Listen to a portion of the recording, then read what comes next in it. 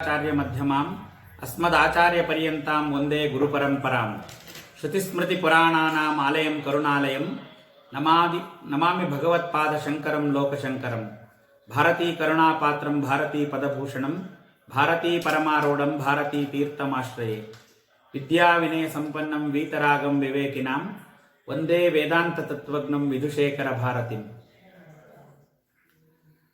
ಸ್ವಾತ್ಮಾರಾಮಂ ನಿಜಾನಂದಂ ಶೋಕಮೋಹ ವಿವರ್ಜಿತಂ ಸ್ಮರಾಮಿ ಮನಸಾ ನಿತ್ಯಂ ವೆಂಕಟಾಚಲ ದೇಶಿಕಂ ಶಿವಧ್ಯಾನ ಸದಾ ನಿರತಂ ಜ್ಞಾನ ವೈರಾಗ್ಯ ಶೋಭಿತಂ ನಾರಾಯಣ ಗುರುಚರಣಂ ಭಜೆ ಹೃದಿ ಮಮ ನಿತ್ಯಂ ಭಜೆ ಶ್ರೀಚಕ್ರ ಮಧ್ಯಸ್ಥಾಂ ದಕ್ಷಿಣೋತ್ತರಯೋಃ ಸದಾ ಶ್ಯಾಮಾವಾರ್ತಾಳಿ ಸಂಸೇವ್ಯಾಂ ಭವಾನೀಂ ಲಲಿತಾಂಬಿಕಾಂ ಶ್ರೀಮಾತ್ರೇ ನಮಃ ಶ್ರೀಮಾತ್ರೇ ನಮಃ ಶ್ರೀಮಾತ್ರೇ ನಮಃ ವಶಿನ್ಯಾದಿವಾಗ್ದೇವತಾಯೇ ನಮಃ.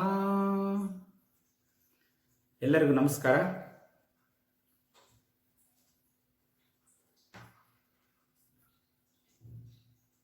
ಸುಮಾರು ಒಂದು ತಿಂಗಳಾಗ್ತಾ ಬಂತು. ನಮಗೆ ದಿನ ಕಳೆದಿದ್ದೇ ಗೊತ್ತಾಗ್ತಾ ಇಲ್ಲ. ಶ್ರೀ ಲಲಿತಾ ಸಹಸ್ರನಾಮ ಸ್ತೋತ್ರ ಮಂತ್ರ ವಶಿನ್ಯಾದಿ ವಾಗ್ದೇವತೆಗಳಿಂದ ರಚಿತವಾಗಿರ್ತಕ್ಕಂಥ ಹಯಗ್ರೀವ ಸ್ವಾಮಿಗಳಿಂದ ಅಗಸ್ತ್ಯರಿಗೆ ಉಪದೇಶಿಸಲ್ಪಟ್ಟ ಈ ಸಹಸ್ರನಾಮ ಸ್ತೋತ್ರದ ಸತ್ಸಂಗ ನಿರಂತರವಾಗಿ ಅವಿಚ್ಛಿನ್ನವಾಗಿ ನಡೀತಾ ಬರ್ತಾ ಇದೆ. ಅದಕ್ಕೆಲ್ಲ ಅಮ್ಮನವರ ಕೃಪೆಯೇ ಕಾರಣ. ನಿನ್ನೆವರೆಗೆ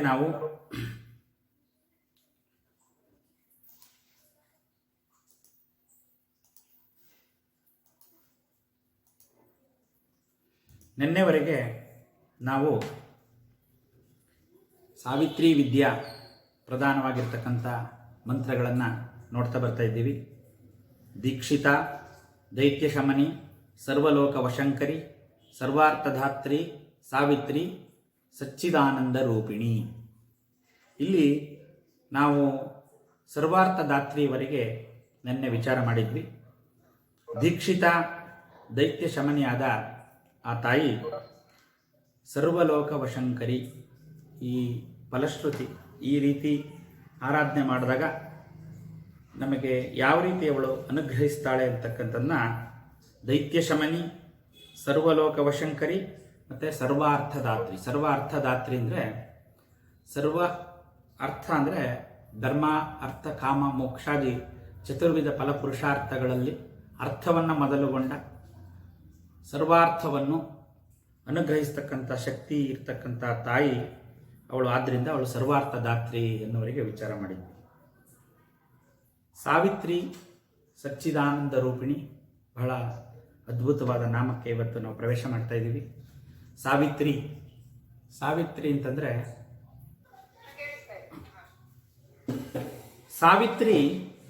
ಈ ಸಾವಿತ್ರಿ ನಾಮವೇ ಮಂತ್ರ. ಇಲ್ಲಿ ಸವಿತಾ ಸಾವಿತ್ರಿ ಅಂದರೆ ಸೃಷ್ಟಿಕಾರಿಣಿ ಅಂತ, ಸವನ ಅಂದರೆ ಸೃಷ್ಟಿ ಅಂತ. ಆ ಸವನ ಅಂತಕ್ಕಂಥ ಅಂದರೆ ಸೃಷ್ಟಿ ಅಂದರೆ ಪ್ರಸವ ಅಂತ. ಸವನ ಅಂದರೆ ಆ ಮೂಲಶಕ್ತಿ ಕಾರಿಣಿ. ಆದ್ದರಿಂದ ಇವಳನ್ನು ಸಾವಿತ್ರಿ ಅಂತ ಕರೀತಾರೆ. ಇಲ್ಲಿ ಸಾವಿತ್ರಿ ನಾಮ, ಸಾವಿತ್ರಿ ಮತ್ತು ಸವಿತಾ ಈ ಎರಡು ನಾಮಗಳ ಬಗ್ಗೆ ನಾವು ವಿಚಾರ ಮಾಡಬೇಕು.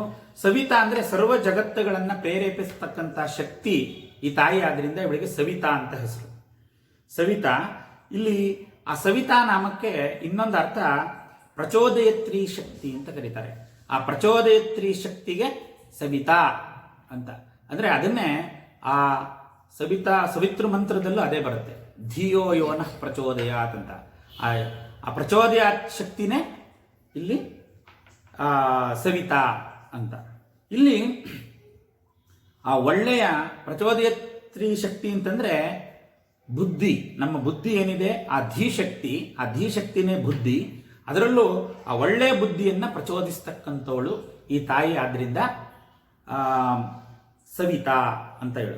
ಅಲ್ಲಿ ಚೋದಯತ್ರಿ ಅಂದರೆ ಚಿತ್ತಶುದ್ಧಿ ಮಾಡುವವಳು ಅಂತಲೂ ಅರ್ಥ ಕೊಡುತ್ತೆ. ನಮ್ಮ ಚಿತ್ತವನ್ನು ಶುದ್ಧಿ ಮಾಡಿ ಆ ಚಿತ್ತ ಶುದ್ಧಿ ಮಾಡತಕ್ಕಂಥವಳು ಚೋದಯತ್ರಿ ಶಕ್ತಿ.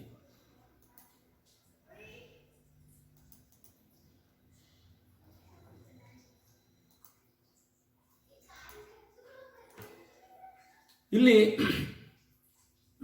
ಶುಭಕರವಾದ ಬುದ್ಧಿಯನ್ನು ಕೊಡ್ತಕ್ಕಂಥವಳು ಮತ್ತು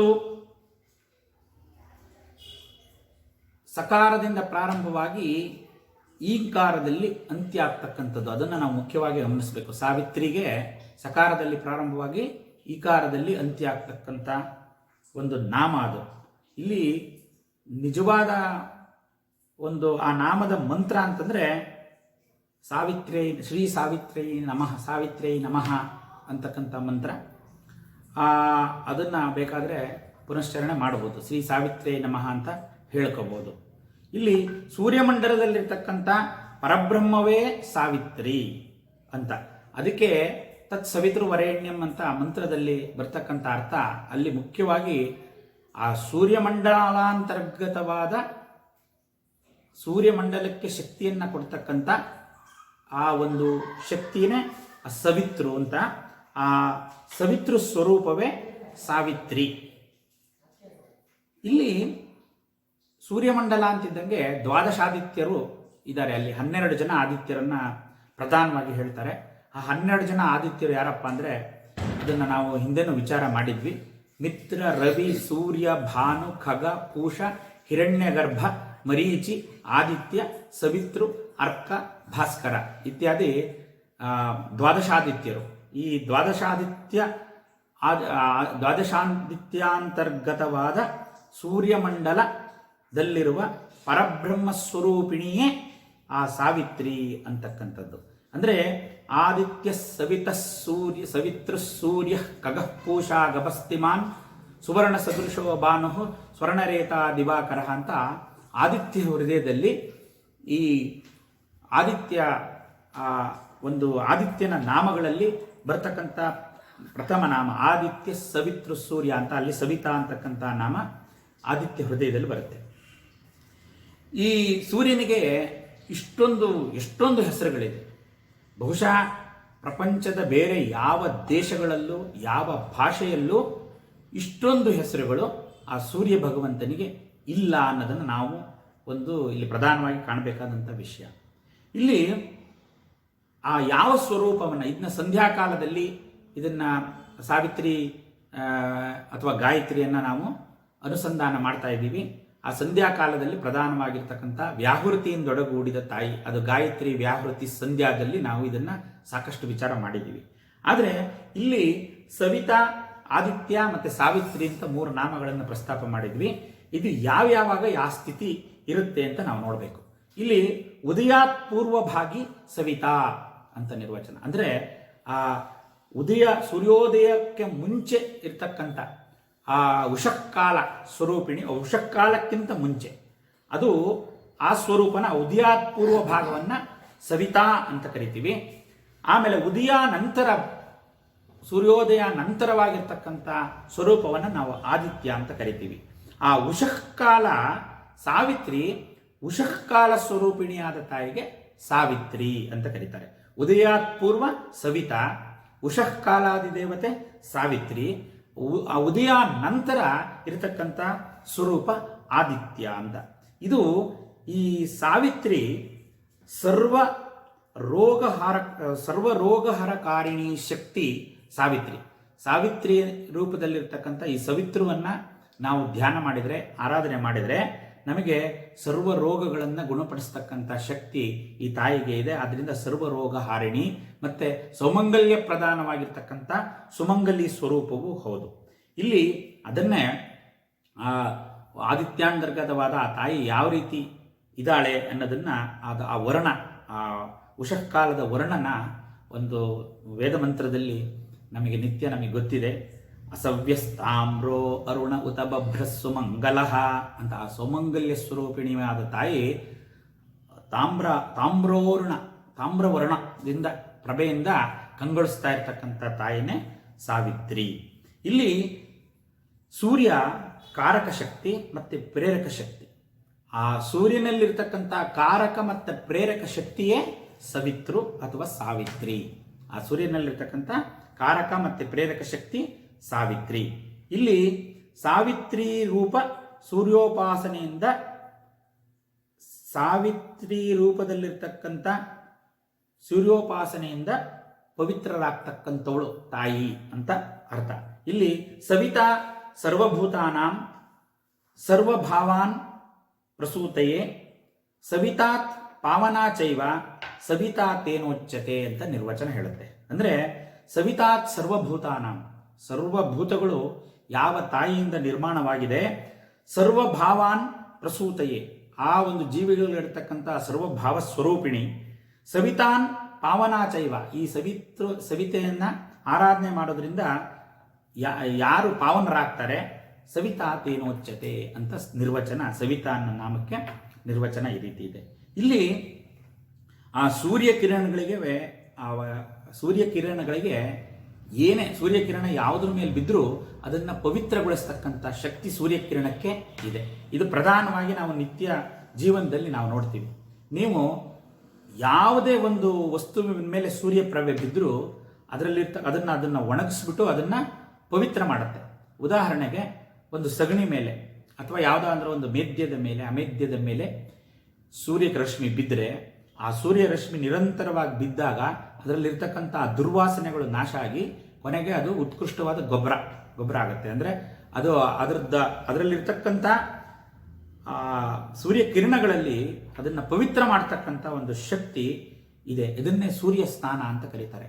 ಸೂರ್ಯ ಯಾವಾಗಲೂ ನಿರಂತರವಾಗಿ ಆ ಸೌರಶಕ್ತಿ ನಮ್ಮ ಮೇಲೆ ಬೀಳ್ತಾ ಇರಬೇಕು. ಸೂರ್ಯನ ಕಿರಣ ನಮ್ಮ ಮೇಲೆ ಬೀಳದೇ ಇದ್ದರೆ ರೋಗ ಬರುತ್ತೆ. ಇವತ್ತು ವಿಜ್ಞಾನನೂ ಅದೇ ಹೇಳುತ್ತೆ, ವಿಟಮಿನ್ ಡಿ ಅಂತ. ಸೂರ್ಯನ ಬೆಳಕು ಬೀಳದೇ ಇದ್ದರೆ ಆ ವಿಟಮಿನ್ ಡಿ ಡಿಫಿಷಿಯನ್ಸಿ ಬರುತ್ತೆ ನಮಗೆ ಅಂತ. ಇನ್ನೊಂದು ಅದನ್ನೇ ಸೂರ್ಯನ ಒಂದು ಕಿರಣ ಬೀಳದೇ ಇದ್ದರೆ ಅದಕ್ಕೊಂದು ಸಂಸ್ಕೃತದಲ್ಲಿ ಒಂದು ಪ್ರಾವರ್ಬ್, ನಾಳ್ನುಡಿ ಇದೆ, ಮೇಘಾಚ್ಛಾದಿತ ದಿನಂ ದುರ್ದಿನಂ ಅಂತ. ಇಡೀ ದಿನಗಟ್ಟಲೆ ಸೂರ್ಯ ಮೋಡ ಕೌಕೊಂಡ್ಬಿಟ್ಟಿದ್ರೆ ನಮಗೆ ಆ ಸೂರ್ಯ ರಶ್ಮಿ ನಮ್ಮ ಮೇಲೆ ಬೀಳೋದಿಲ್ಲ. ಹಾಗಾಗಿ ಅದು ಸೂರ್ಯ ರಶ್ಮಿ ನಮಗೆ ಬೀಳಬೇಕು ಅಂತ. ಸುಮಾರು ದಿವಸ ಮಳೆ ಬಂದು ಸೂರ್ಯನ ಬೆಳಕೆ ಬೀಳದೇ ಇದ್ದರೆ ಜನಗಳೇ ಒಂಥರ ಎಲ್ಲ ಮಂಕಾಗಿರ್ತಾರೆ, ಎಲ್ಲ ಜೀವಜಂತುಗಳು ಅಷ್ಟೇ. ಹಾಗಾಗಿ ಸೂರ್ಯನ ಬೆಳಕು ಬಹಳ ಉತ್ಕೃಷ್ಟವಾಗಿರ್ತಕ್ಕಂಥದ್ದು ಅಂತ. ಇದು ಅನೇಕ ಥರವಾದ ಅರ್ಥಗಳನ್ನು ನಾವು ಈ ಸವಿತೃ ಶಬ್ದಕ್ಕೆ ನೋಡ್ಬೋದು. ಈಗ ಒಂದು 2-3 ಥರ ನೋಡಿದ್ವಿ. ಈಗ ಇನ್ನೊಂದು 3 ಆಯಿತು. 4ನೇ ಥರ ಅರ್ಥ ಏನಪ್ಪ ಅಂತಂದರೆ, ಸಾವಿತ್ರಿ ಅಂದರೆ ಯಜ್ಞರೂಪಿಣಿ. ಈ ತಾಯಿ ಯಜ್ಞರೂಪಿಣಿ. ಏಷ ಏವಾಗ್ನಿಹೋತ್ರಿಂಚ ಫಲಂಚೈವಾಗ್ನಿಹೋತ್ರಿಣಾಂ ವೇದಾಶ್ಚ ಕೃತವಶ್ಚೈವ ಕೃತೋನಾಂ ಫಲಮೇವ ಚ ಯಾನಿ ಕೃತ್ಯಾನಿ ಲೋಕೇಶು ಸರ್ವೇಶ ರವಿಪ್ರಭು ಅಂತ ಆದಿತ್ಯ ಹೃದಯದಲ್ಲಿ ಈ ಆದಿತ್ಯಾಂತರ್ಗತವಾದ ಸವಿತೃ ದೇವತೆಯನ್ನು ಉಪಾಸನೆ ಮಾಡಿದರೆ ಏನು ಫಲ ಸಿಗುತ್ತೆ ಅಂತ. ಆದಿತ್ಯ ಹೃದಯದ ಫಲಶ್ರುತಿಯೇ. ಆದಿತ್ಯ ಹೃದಯ ಅಂದರೆ ಅದು ಸವಿತೃ ದೇವಿಯ ಉಪಾಸನೆಯೇ. ಆ ಒಂದು ಯುದ್ಧದ ಸಂದರ್ಭ, ರಾವಣರಲ್ಲಿ ಯುದ್ಧ ನಡೀತಾ ಇದೆ. ಆ ಯುದ್ಧ ನಡೀತಾ ಇರ್ತಕ್ಕಂಥ ಸಂದರ್ಭದಲ್ಲಿ ಏನು ನಿರಂತರವಾಗಿ ಘೋರ ಯುದ್ಧ ನಡೀತಾ ಇದೆ. ಒಂದು ಹಂತ ಯಾವ ರೀತಿ ಬರುತ್ತೆ ಅಂದರೆ, ಇಬ್ಬರು ಸರಿಸಮಾನವಾಗಿದ್ದಾರೆ, ಯಾರು ಸೋಲ್ತಾರೆ ಯಾರು ಗೆಲ್ತಾರೆ ಅಂತಕ್ಕಂಥ ನಿರ್ಣಯ ಮಾಡ್ತಕ್ಕಂಥದ್ದೇ ಒಂದು ಕಷ್ಟ ಸಂದಿಗ್ಧ ಪರಿಸ್ಥಿತಿ ಬರುತ್ತೆ. ಆದರೆ ಆ ಪರಮ ದಯಾಳು ರಾಮಚಂದ್ರ ಮೂರ್ತಿ ಅವನೇ ಚಿಂತಾಕ್ರಾಂತನಾಗಿ ಕೂತು ಬಿಡ್ತಾನೆ. ಆ ಆದಿತ್ಯ ಹೃದಯ ಪ್ರಾರಂಭನೇ ಯುದ್ಧಕಾಂಡದಲ್ಲಿ ಬರ್ತಕ್ಕಂಥದ್ದು ಆದಿತ್ಯ ಹೃದಯ. ಹಾಗೆ ವಿಷ್ಣು ಸಹಸ್ರನಾಮ ಭೀಷ್ಮ ಪರ್ವದಲ್ಲಿ, ಮಹಾಭಾರತದಲ್ಲಿ ಭೀಷ್ಮ ಮತ್ತು ಯುಧಿಷ್ಠಿರ ಸಂವಾದದಲ್ಲಿ ಬರುತ್ತೋ ಅದೇ ಥರ ರಾಮಾಯಣದಲ್ಲೂ ಒಂದು ಅದ್ಭುತವಾದ ಪ್ರಸಂಗ ಇದು, ಆದಿತ್ಯ ಹೃದಯ ಆವಿಷ್ಕಾರ ಆಗ್ತಕ್ಕಂಥ ಸಂದರ್ಭ. ತಥೋ ಯುದ್ಧ ಪರಿಶ್ರಾಂತಂ ಸಮರೇ ಚಿಂತೆಯಾ ಸ್ಥಿತಂ ರಾವಣಂಚಾಗ್ರತೋ ದೃಷ್ಟ ಯುದ್ಧಾಯ ಸಮುಪಸಿ. ಸಮರೇ ಚಿಂತೆಯಾ ಸ್ಥಿತಂ. ರಾಮನಿಗೆ ಚಿಂತೆ ಆಗೋಯ್ತಂತೆ. ಏನು ಮಾಡಿದ್ರು ಇವನು ಸೋಲ್ಸೋಕ್ಕಾಗ್ತಾ ಇಲ್ವಲ್ಲ, ಏನು ಮಾಡೋದಪ್ಪ ಅಂತ.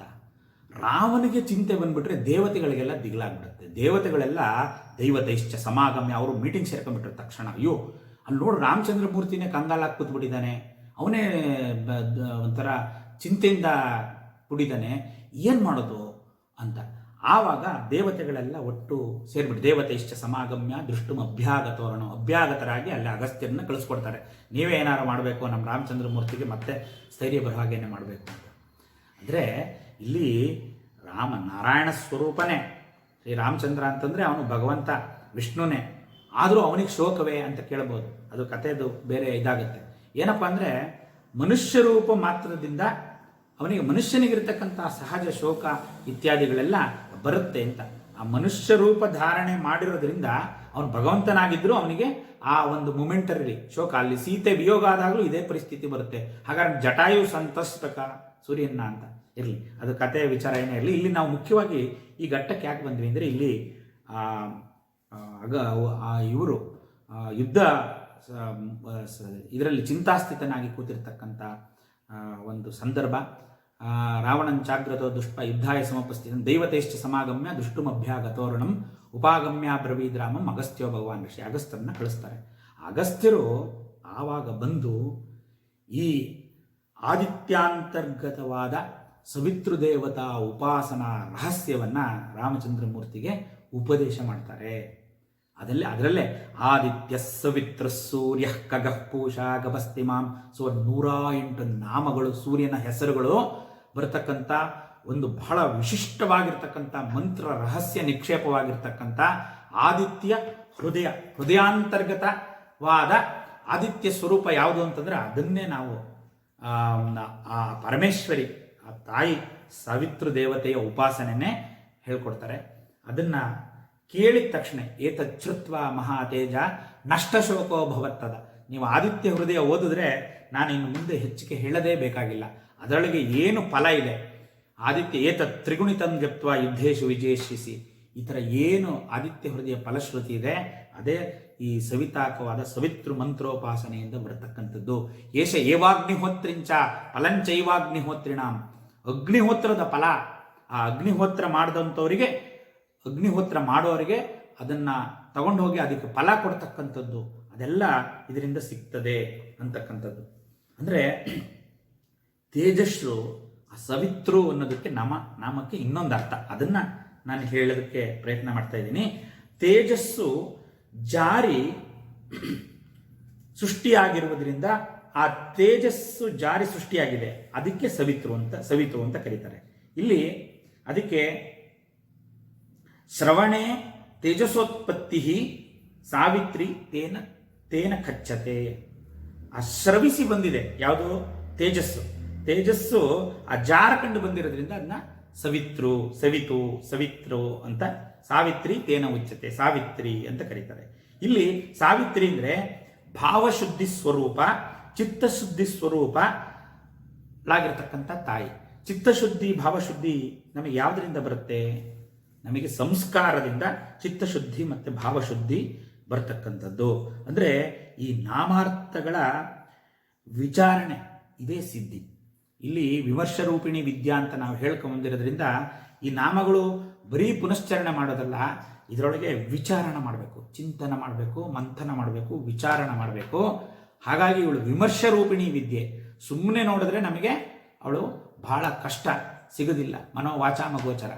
ಆ ಮನಸ್ಸು ವಾಕ್ನಿಂದಲೇ ತಿಳಿಬೇಕು ಅಂತಂದ್ರೆ ಅವಳು ಪ್ರೇರಣೆಯಿಂದ ತಿಳಿಬೇಕು. ಆ ಒಂದು ಚಿತ್ತಶುದ್ಧಿ ಮಾಡ್ತಕ್ಕಂಥ ಸ್ವರೂಪ, ಭಾವಶುದ್ಧಿ ಸ್ವರೂಪ ಆದರೆ ಇದು ಅನೇಕ ಜನ್ಮದ ಚಿತ್ತಕ್ಕೆ ಅಂಟಿದ ಕರ್ಮ ಮಾಲಿನ್ಯವನ್ನು ಶುದ್ಧಿ ಮಾಡತಕ್ಕಂಥ ಶಕ್ತಿ ಈ ತಾಯಿ ಸಾವಿತ್ರಿಗಿದೆ. ಅನೇಕ ಜನ್ಮಗಳಿಂದ ಚಿತ್ತಕ್ಕೆ ಅಂಟಿದ ಕರ್ಮ ಮಾಲಿನ್ಯ, ಆ ಕರ್ಮ ಮಾಲಿನ್ಯವನ್ನ ತೆಗೆದಾಕಿದ್ರೆ, ಕರ್ಮಕ್ಷಲನ ಆದರೆ ಚಿತ್ತಶುದ್ಧಿ ಆಗುತ್ತೆ. ಚಿತ್ತಶುದ್ಧಿ ಆದರೆ ಆ ಶುದ್ಧ ಚಿತ್ತದಲ್ಲಿ ಸ್ವಯಂ ಪ್ರಕಾಶಮಾನವಾಗಿರ್ತಕ್ಕಂಥ ಆತ್ಮತತ್ವ, ಪರಮಾತ್ಮ ತತ್ವ, ಅದೇ ಪರಬ್ರಹ್ಮ ತತ್ವ ನಮ್ಮಲ್ಲಿ ಪ್ರಕಟ ಆಗುತ್ತೆ. ಅಂಥ ಒಂದು ವಿಶಿಷ್ಟವಾದ ಮಂತ್ರ ಸವಿತೃ ಮಂತ್ರ. ಅದನ್ನು ನಾವು ಹೆಚ್ಚು ಜನ ಗಾಯತ್ರಿ ಮಂತ್ರ ಅಂತ, ಗಾಯತ್ರಿ ಛಂದಸ್ಸಲ್ಲಿರೋದ್ರಿಂದ ಗಾಯತ್ರಿ ಮಂತ್ರ ಅಂತ ಕರಿತೀವಿ. ತತ್ಸವಿತೃವರೆಣ್ಯಂ ಅಂತ ನಾವು ಯಾವ ಮಂತ್ರವನ್ನು ಮಾಡ್ತೀವಿ ಅದು ಸವಿತೃ ಮಂತ್ರ, ಸವಿತಾಕವಾದ ಸವಿತೃ ಮಂತ್ರ. ಅದಕ್ಕೆ ಹಿಂದೆನೂ ಈ ಮಂತ್ರ ಇತ್ತು. ಆವಾಗ ಈ ಮಂತ್ರ ಸ್ವರೂಪ ಯಾವ ಥರ ಇತ್ತು ಅಂತಂದರೆ, ವಿಶ್ವಾಮಿತ್ರ ಋಷಿಗಳು ಇದನ್ನು ಗಾಯತ್ರಿ ಛಂದಸ್ಸಲ್ಲಿ ಅಳವಡಿಸಿದ್ರು. ಆ ಗಾಯತ್ರಿ ಛಂದಸ್ಸಲ್ಲಿ ಇದನ್ನು ಅಳವಡಿಸಲಿಕ್ಕೆ ಮುಂಚೆ ಇದರ ಸ್ವರೂಪ ಯಾವ ಥರ ಇತ್ತು ಅಂದರೆ, ಯೋ ದೇವ ಸವಿತಾಸ್ಮಾಕಂ ಧಿಯೋ ಧರ್ಮಾದಿ ಗೋಚರ ಪ್ರೇರೇತ್ ತಸ್ಯ ಯದ್ಭರ್ಗ ತದ್ವರೆಣ್ಯಂ ಉಪಾಸ್ಮಹೇ ಅಂತ ಇತ್ತು. ಅಂದರೆ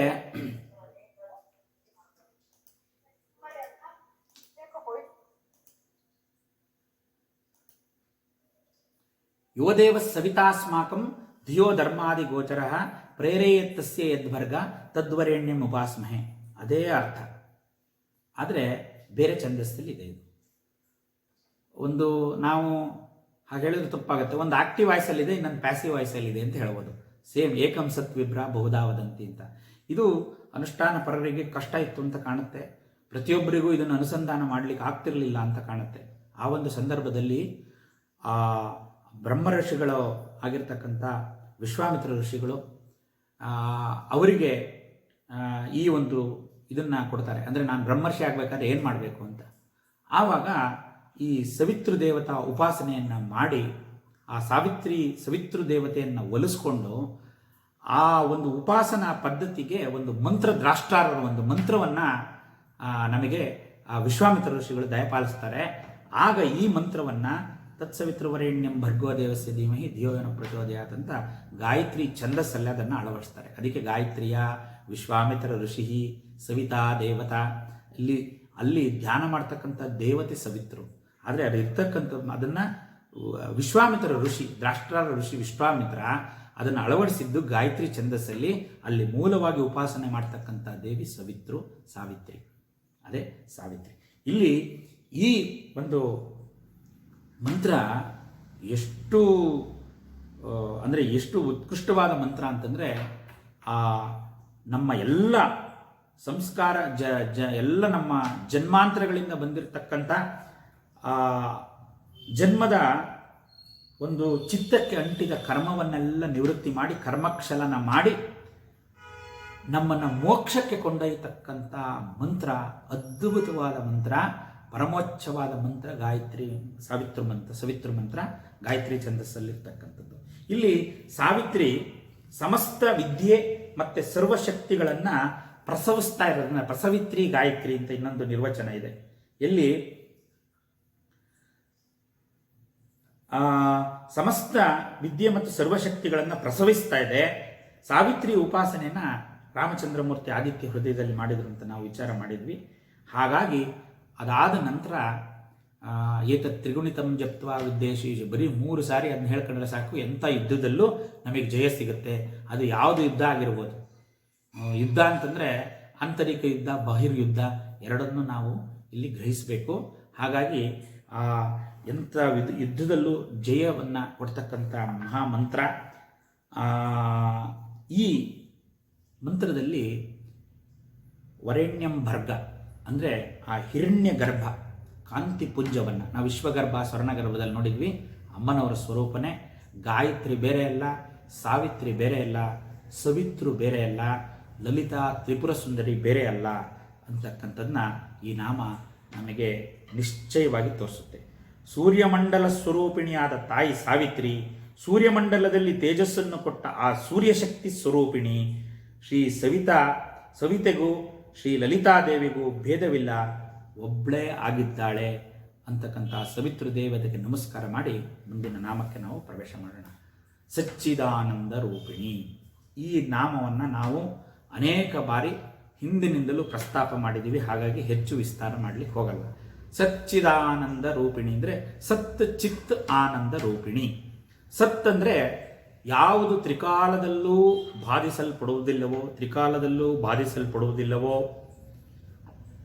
ಅಂದರೆ ಸದಾ ಸತ್ಸ್ವರೂಪವಾಗಿ ಯಾವುದು ಇದೆಯೋ ಸದ್ವಸ್ತು, ಅದು ಸತ್.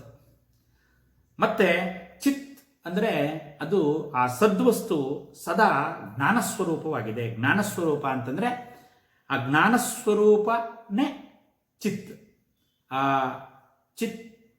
ಚಿತ್ತದಲ್ಲಿ ಜ್ಞಾನಸ್ವರೂಪವಾಗಿ ಯಾವ ಸತ್ತು ಪ್ರಕಾಶಿಸ್ತಾ ಇದೆಯೋ ಅದನ್ನು ಅನುಸಂಧಾನ ಮಾಡಿದಾಗ ನಮಗಾಗ್ತಕ್ಕಂಥ ಫಲನೇ ಅಪರಿಮಿತವಾದ ಆನಂದ. ಅದೇ ಸತ್ ಚಿತ್ ಆನಂದ. ಈ ಒಂದು ನಾಮವನ್ನೇ ಈ ಒಂದು ನಾಮವೇ ಭಗವಂತನ ಸ್ವರೂಪ. ದೇವ್ರು ಯಾವ ಥರ ಇದ್ದಾನೆ, ನಾನು ನಿನ್ನೆ ದಿವಸ ವಿಚಾರ ಮಾಡಬೇಕಾದ್ರೆ ತಮ್ಮ ಗುಣತ್ರಯಾತೀತ, ತಮ್ಮ ದೇಹತ್ರಯಾತೀತ, ತಮ್ಮ ಕಾಲತ್ರಯಾತೀತ, ತಮ್ಮ ಅವಸ್ಥಾತ್ರಯಾತೀತ, ಇವೆಷ್ಟು ನಮ್ಮ ಇಂದ್ರಿಯಕ್ಕೆ ಸಿಕ್ಕಂಥವು, ಅವು ಯಾವುದರಲ್ಲೂ ಭಗವಂತ ಇಲ್ಲ ಅಂತ ಘಂಟಾಘೋಷವಾಗಿ ವೇದಗಳು ಉಪನಿಷತ್ತುಗಳು ನಮಗೆ ಹೇಳಿದಿವೆ. ಹಾಗಾದರೆ ಅವನ ಸ್ವರೂಪ ಯಾವುದು ಅಂತಂದರೆ ತ್ವಂ ಸಚ್ಚಿದಾನಂದ ದ್ವಿತೀಯೋಸಿ. ಗಣಪತಿ ಅಥರ್ವ ಶೀರ್ಷ ಇದ್ಯಾವುದೋ ಗಣಪತಿದು ಅಂತ ಅನ್ಕೋಬೇಡಿ. ಅಲ್ಲೂ ಗಣಪತಿ ಅಂದರೆ ಪರಬ್ರಹ್ಮಾತಾಕವಾದ ಸರ್ವಂ ಕಲು ಇದಂ ಬ್ರಹ್ಮಸ್ವರೂಪವಾದ ಗಣಪತಿ. ಇಲ್ಲೂ ಲಲಿತಾ ಮಹಾ ತ್ರಿಪುರ ಸುಂದರಿ ಅಂತಂದರೆ ಪರಾಶಕ್ತಿ ಸ್ವರೂಪಿಣಿಯಾದ ಪರಮೇಶ್ವರಿ ಪರಬ್ರಹ್ಮ ಸ್ವರೂಪಿಣಿ ಆದ ತಾಯಿನೇ. ಒಂದೇ ಒಂದ್ರ ಬಗ್ಗೆ ನಾವು ವಿಚಾರ ಮಾಡ್ತಾ ಇರೋದು, ಅಲ್ಲಿ ನಾಮರೂಪಗಳನ್ನು ನಮ್ಮ ಉಪಾಸನೆಗೋಸ್ಕರ ಬೇರೆ ಬೇರೆ ಇಟ್ಕೊಂಡಿದ್ದೀವಿ ಬಿಟ್ಟರೆ ಬೇರೆ ಯಾವ ಭೇದವೂ ಇಲ್ಲ. ಅಲ್ಲಿ ತ್ವಂ ಸಚ್ಚಿದಾನಂದ ತ್ವಂ ಶಕ್ತಿತ್ರಯಾತ್ಮಕ, ಇಲ್ಲಿ ನೋಡಿ ಇಚ್ಛಾಶಕ್ತಿ ಕ್ರಿಯಾಶಕ್ತಿ ಜ್ಞಾನಶಕ್ತಿ ಸ್ವರೂಪಿಣಿ ಅಂತ ತಗೊಂಬಂದು ಅದ್ರ ಮುಂದ್ಗಡೆ ಇಲ್ಲಿ ಸಾವಿತ್ರಿ ಸವಿತ್ರು ಸಚ್ಚಿದಾನಂದ ರೂಪಿಣಿ ಎಷ್ಟು ಚೆನ್ನಾಗಿ ಎಷ್ಟು ಅಚ್ಚುಕಟ್ಟಾಗಿ ಒಂದು ವಶಿನ್ಯಾದಿ ವಾಗ್ದೇವತೆಗಳು ನಮಗೆ ಈ ಸಹಸ್ರನಾಮದಲ್ಲಿ ಒಂದು ಪರತತ್ವದ ವಿವರಣೆಯನ್ನು ಅನುಷ್ಠಾನ ಕ್ರಮವನ್ನು ಎಷ್ಟು ಚೆನ್ನಾಗಿ ಕೊಟ್ಟಿದ್ದಾರೆ ಅನ್ನೋದನ್ನು ನಾವು ಇಲ್ಲಿ ನೋಡಬೇಕು. ಹಾಗಾಗಿ ಸಚ್ಚಿದಾನಂದಂ ಸಚ್ಚಿದಾನಂದ ಅದ್ವಿತೀಯೋಸಿ, ಇಲ್ಲಿ ದ್ವೈತ ದ್ವೈತ ವರ್ಜಿತ ನಾಮ ನೋಡಿದ್ವಿ. ಎಷ್ಟು ಒಂದು ಇದಿದೆ, ಏಕಂ ಸತ್, ಒಂದೇ ಸತ್ತನ್ನು ವಿಪ್ರಾಹ ಬಹುಧಾ ವದಂತಿ ಅಂತ. ಸತ್ ಅಂದರೆ ಇಲ್ಲ ಅದೇ ಸತ್, ಅದೇ ಸತ್ತೇ ಸತ್ ಚಿತ್ ಆನಂದ ಸ್ವರೂಪಿಣಿ. ಅಂದರೆ ಇಲ್ಲಿಗೆ ಈ ಒಂದು ಸಾವಿತ್ರಿ ವಿದ್ಯಾ ಸ್ವರೂಪವನ್ನು ಉಲ್ಲೇಖ ಮಾಡಿರ್ತಕ್ಕಂಥ ಮಂತ್ರ. ಇಲ್ಲಿಂದ ಮುಂದಕ್ಕೂ ಸಹ ನಾವು ದೇಶಕಾಲ ಪರಿಚ್ಛಿನ್ನ ಸರ್ವಗ ಸರ್ವಮೋಹಿನಿ ಸರಸ್ವತಿ ಶಾಸ್ತ್ರಮಯೀ ಗುಹಾಂಬ ಗುಹ್ಯರೂಪಿಣಿ. ಇಲ್ಲಿ ಆ ಸಾವಿತ್ರಿ ವಿದ್ಯೆಯಲ್ಲೇ ಸಾವಿತ್ರಿ ವಿದ್ಯೆ ಕೊನೆ ಹಂತ, ಆ ಸಾವಿತ್ರಿ ವಿದ್ಯೆಯ ಮುಂದುವರೆದ ಭಾಗ ಸರಸ್ವತಿ ವಿದ್ಯೆ. ಆ ಸರಸ್ವತಿ ವಿದ್ಯಾ ಸ್ವರೂಪವನ್ನು ಆವಿಷ್ಕಾರ ಮಾಡತಕ್ಕಂಥ ಒಂದು ನಾಮ. ಇಲ್ಲಿ ಬಹಳ ಅದ್ಭುತವಾಗಿ ಈ ಸ್ವರೂಪನ ಸಾವಿತ್ರಿ ಸಚ್ಚಿದಾನಂದ ರೂಪಿಣಿ ಆದಮೇಲೆ ದೇಶಕಾಲ ಪರಿಚ್ಛಿನ್ನ, ಇಲ್ಲಿ ದೇಶಕಾಲ ಎಳಿಬೇಕು. ದೇಶಕಾಲ ಪರಿಚ್ಛಿನ್ನ ಬಿಡಿಸಿದಾಗ ದೇಶ ಕಾಲ ಅಪರಿಚ್ಛಿನ್ನ ಅಂತ ಆಗುತ್ತೆ. ಪರಿಚ್ಛಿನ್ನ ಅಂತಂದರೆ ಅದರ ಅರ್ಥವೇ ಬೇರೆ. ಇಲ್ಲಿ ದೇಶ ಕಾಲ ಇಲ್ಲಿ ಎಳೆದೇ ಹೋದರೆ ತಪ್ಪಾಗುತ್ತೆ, ಬೇರೆ ಕಡೆ ಎಳೆದ್ರೆ ತಪ್ಪಾಗುತ್ತೆ. ಅದು ನಾನು ವಿಚಾರ ಮಾಡಿದ್ವಿ. ದೇಶ ಕಾಲ ಪರಿಚ್ಛಿನ್ನ, ದೇಶ ಕಾಲ ಅಪರಿಚ್ಛಿನ್ನ. ದೇಶ ಕಾಲ ಅಪರಿಚ್ಛಿನ್ನ ಅಂದರೆ ಪರಿಚ್ಛಿನ್ನ ಅಂದರೆ ಪರಿಮಿತಿಗೆ ಒಳಪಟ್ಟಿರ್ತಕ್ಕಂಥದ್ದು ಅಂತ. ಯಾವುದು ಪರಿಮಿತಿಗಳಿಗೆ ಒಳಪಟ್ಟಿಲ್ಲವೋ ಅದು ಅಪರಿಚ್ಛಿನ್ನ. ಯಾವ ಯಾವ ಪರಿಮಿತಿ ಅಂದರೆ ದೇಶ ಮತ್ತು ಕಾಲ ಅಂತಕ್ಕಂಥ ಪರಿಮಿತಿಗೆ ಒಳಪಡದೇ ಇರೋದು ದೇಶಕಾಲ ಪರಿಚ್ಛಿನ್ನ. ದೇಶಕಾಲ ಅಪರಿಚ್ಛಿನ್ನ ಇವ್ಯಾವುದು ಇಲ್ಲ ಅಂದರೆ ಸರ್ವಕಾಲದಲ್ಲೂ ಸರ್ವದೇಶದಲ್ಲೂ ಇರತಕ್ಕಂಥ, ಸರ್ವಕಾಲದಲ್ಲೂ ಸರ್ವದೇಶದಲ್ಲೂ ಇರತಕ್ಕಂಥವಳು ಈ ತಾಯಿ. ಆದ್ದರಿಂದ ದೇಶಕಾಲ ಪರಿಚ್ಛಿನ್ನ, ಅದ್ರ ಮುಂದಿನ ನಾಮನೇ ಸರ್ವಗ. ದೇಶಕಾಲ ಪರಿಚ್ಛಿನ್ನ ಹೇಳಿದ ಮೇಲೆ ಅದ್ರ ಮುಂದಿನ ನಾಮನೇ ಸರ್ವಗ.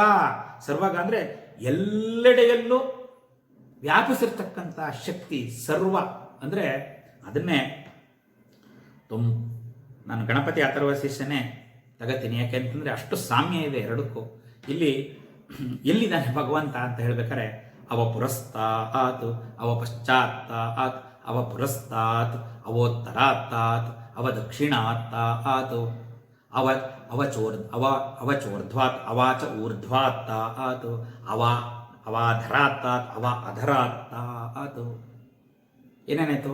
ನಮ್ಮ ಮುಂದೆ, ನಮ್ಮ ಹಿಂದೆ, ನಮ್ಮ ಬಲಕ್ಕೆ, ನಮ್ಮ ಎಡಕ್ಕೆ, ನಮ್ಮ ಮೇಲೆ, ನಮ್ಮ ಕೆಳಗೆ, ಇನ್ನೆಲ್ಲಾರ ಒಂದು ಕಡೆ ಜಾಗ ಬಿಟ್ಟುಬಿಟ್ರೆ, ಇನ್ಯಾವುದಾರು ಒಂದು ಜಾಗ ಬಿಟ್ಟರೆ ಸರ್ವತೋಮಾಂ ಪಾಹಿ ಪಾಹಿ ಸಮಂತಾತ್ ಅಂತ ಒಂದು ನಾಮ. ಸರ್ವತೋಮಾಂ ಪಾಹಿ ಪಾಹಿ ಸಮಂತಾತ್ ಅದು ಇಲ್ಲಿ ಅನ್ವಯ ಆಗುತ್ತೆ.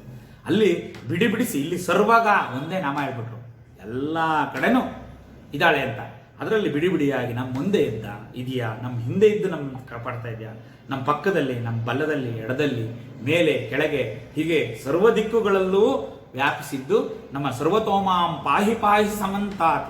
ಈ ತಾಯಿನೂ ನಮ್ಮನ್ನು ಅದೇ ಥರ ನಮ್ಮನ್ನು ಸಲಹುತ್ತಾ ಇದ್ದಾಳೆ, ಪ್ರಪಂಚ ನಿರ್ವಹಣೆ ಮಾಡ್ತಾ ಇದ್ದಾಳೆ. ಹಾಗಾಗಿ ಇವಳು ಸರ್ವಗ. ಇಲ್ಲಿ ಸರ್ವ ಸೃಷ್ಟಿಯ ದೇವಿ ಭಾಗವತದ್ದು ಒಂದು ಇದಕ್ಕೆ ಒಂದು ಅರ್ಥ ನಿರ್ವಚನೆ ಬರುತ್ತೆ. ಸರ್ವದೃಶ್ಯ ಮಮಸ್ಥಾನಂ ಸರ್ವಕಾಲ ಮಮ ಕಾಲಂ ಅಂತಕ್ಕಂಥದ್ದು. ಅಂದರೆ ಈ ದೇಶಕಾಲ ಪರಿಚ್ಛಿನ್ನಕ್ಕೆ ಬರ್ತಕ್ಕಂಥದ್ದು ಒಂದು ಅರ್ಥ. ಇಲ್ಲಿ ಸರ್ವಸ್ಥಾನಗಳಲ್ಲೂ ಇದ್ದೀನಿ ಅಂತ, ಸರ್ವಸ್ಥಾನಗಳಲ್ಲೂ ಇದ್ಮೇಲೆ ಸರ್ವಗ ಅಂತ ಎಲ್ಲ ಕಡೆ ಇದ್ಮೇಲೆ ಈ ತಾಯಿ ನಾವು ಎಲ್ಲಿದ್ದಾಳೆ ಅಂತಂದ್ರೆ 54 ಶಕ್ತಿಪೀಠಗಳಲ್ಲಿ ವಾಸವಾಗಿದ್ದಾಳೆ ಈ ತಾಯಿ ಅಂತ ಹೇಳ್ತೀವಿ. ಈಗ ಶಿವನ್ಗೆ ಹೇಳಬೇಕಾದ್ರೆ 12 ಜ್ಯೋತಿರ್ಲಿಂಗ ಸ್ವರೂಪ, ಜ್ಯೋತಿರ್ಲಿಂಗ ಅಲ್ಲಿದ್ದಾನೆ ಶಿವ ಅಂತ ನಾವು ಅಲ್ಲಿ ತೀರ್ಥಯಾತ್ರೆ ಹೋಗ್ತಕ್ಕಂಥದ್ದು.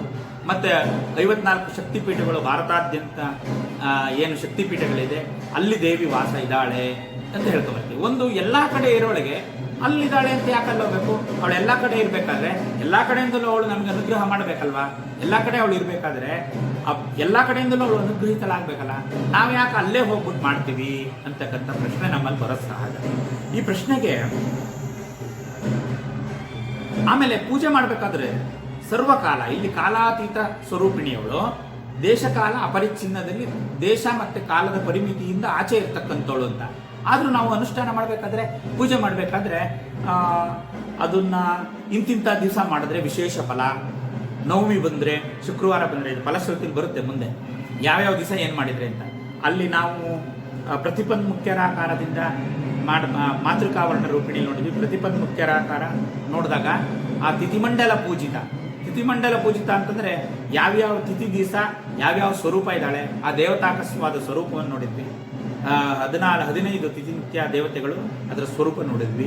ಅದಾದ್ಮೇಲೆ ಆ ದೇವತೆಗಳಿಗೆ ಒಂದೊಂದು ಧ್ಯಾನ ಶ್ಲೋಕ ಇದೆ ಅಂತ, ಉದಾಹರಣೆಗೆ ಒಂದು ಧ್ಯಾನ ಶ್ಲೋಕ, ಆ ದೇವಿ ಯಾವ ಸ್ವರೂಪ ಇದ್ದಾಳೆ, ಆವತ್ತಿನ ದಿವಸ ಅವಳನ್ನ ಆರಾಧನೆ ಮಾಡಿದ್ರೆ ಏನು ಫಲ ಸಿಗುತ್ತೆ ಇತ್ಯಾದಿಗಳನ್ನೆಲ್ಲ ನೋಡಿದ್ವಿ.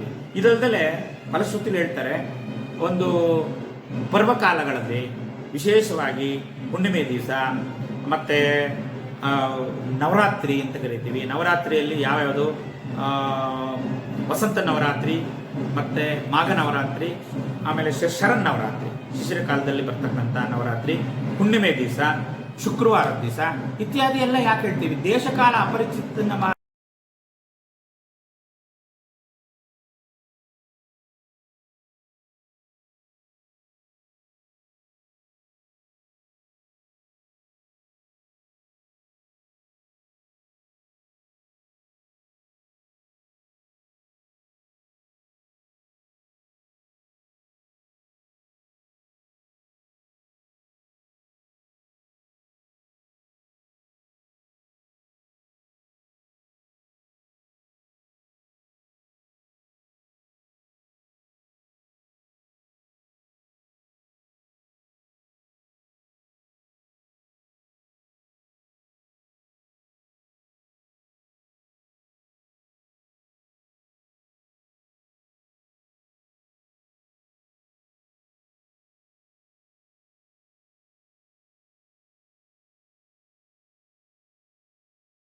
ಹೇಳ್ತೀವಿ. ದೇಶಕಾಲ ಅಪರಿಚಿತವಾದ ಈ ತಾಯಿಗೆ ನಾವು ಇಂತಹ ದಿವಸ ಮಾಡಿದ್ರೆ, ಇಂತಹ ಜಾಗದಲ್ಲಿ ಹೋಗಿ ಪೂಜೆ ಮಾಡಿದ್ರೆ ನಮಗೆ ಅನುಗ್ರಹಿಸ್ತಾಳೆ ಅಂತ ಹೇಳಿದೆಯಲ್ಲ, ಏನು ವೈರುಧ್ಯ ಅಂತ ನಮ್ಮಲ್ಲಿ ಒಂದು ಪ್ರಶ್ನೆ ಬರಬಹುದು.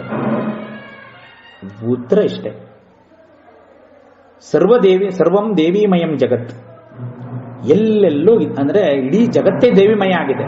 ಆದ್ರೆ ನಾವು ಚಾರ್ಧಾಮ್ ಯಾತ್ರೆಗೆ ಹೋಗಿದ್ವಿ ಕಳೆದ ವರ್ಷ.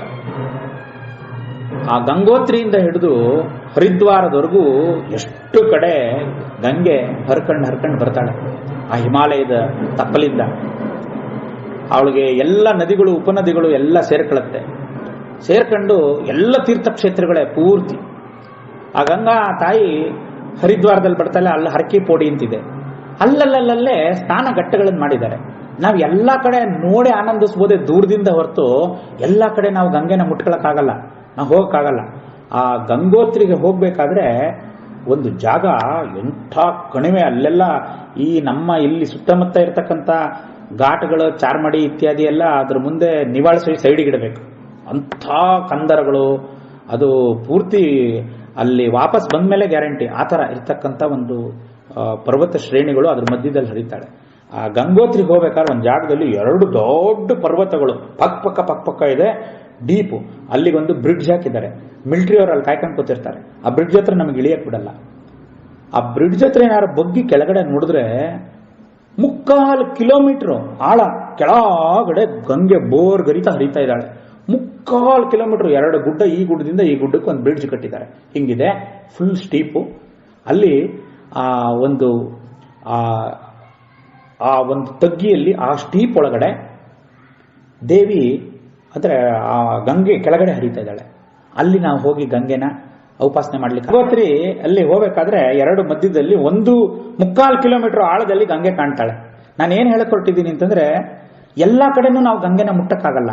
ಅದಕ್ಕೊಂದು ಸ್ನಾನಘಟ್ಟ ಅಂತ ಮಾಡಿರ್ತಾರೆ. ಆ ಜಾಗದಲ್ಲಿ ಏನಿಲ್ಲ, ಅಲ್ಲಿ ಹರಿದ್ವಾರದಲ್ಲಿ ಹರಕಿ ಪೋಡಿ ಅಂತ ಮಾಡಿದ್ದಾರೆ.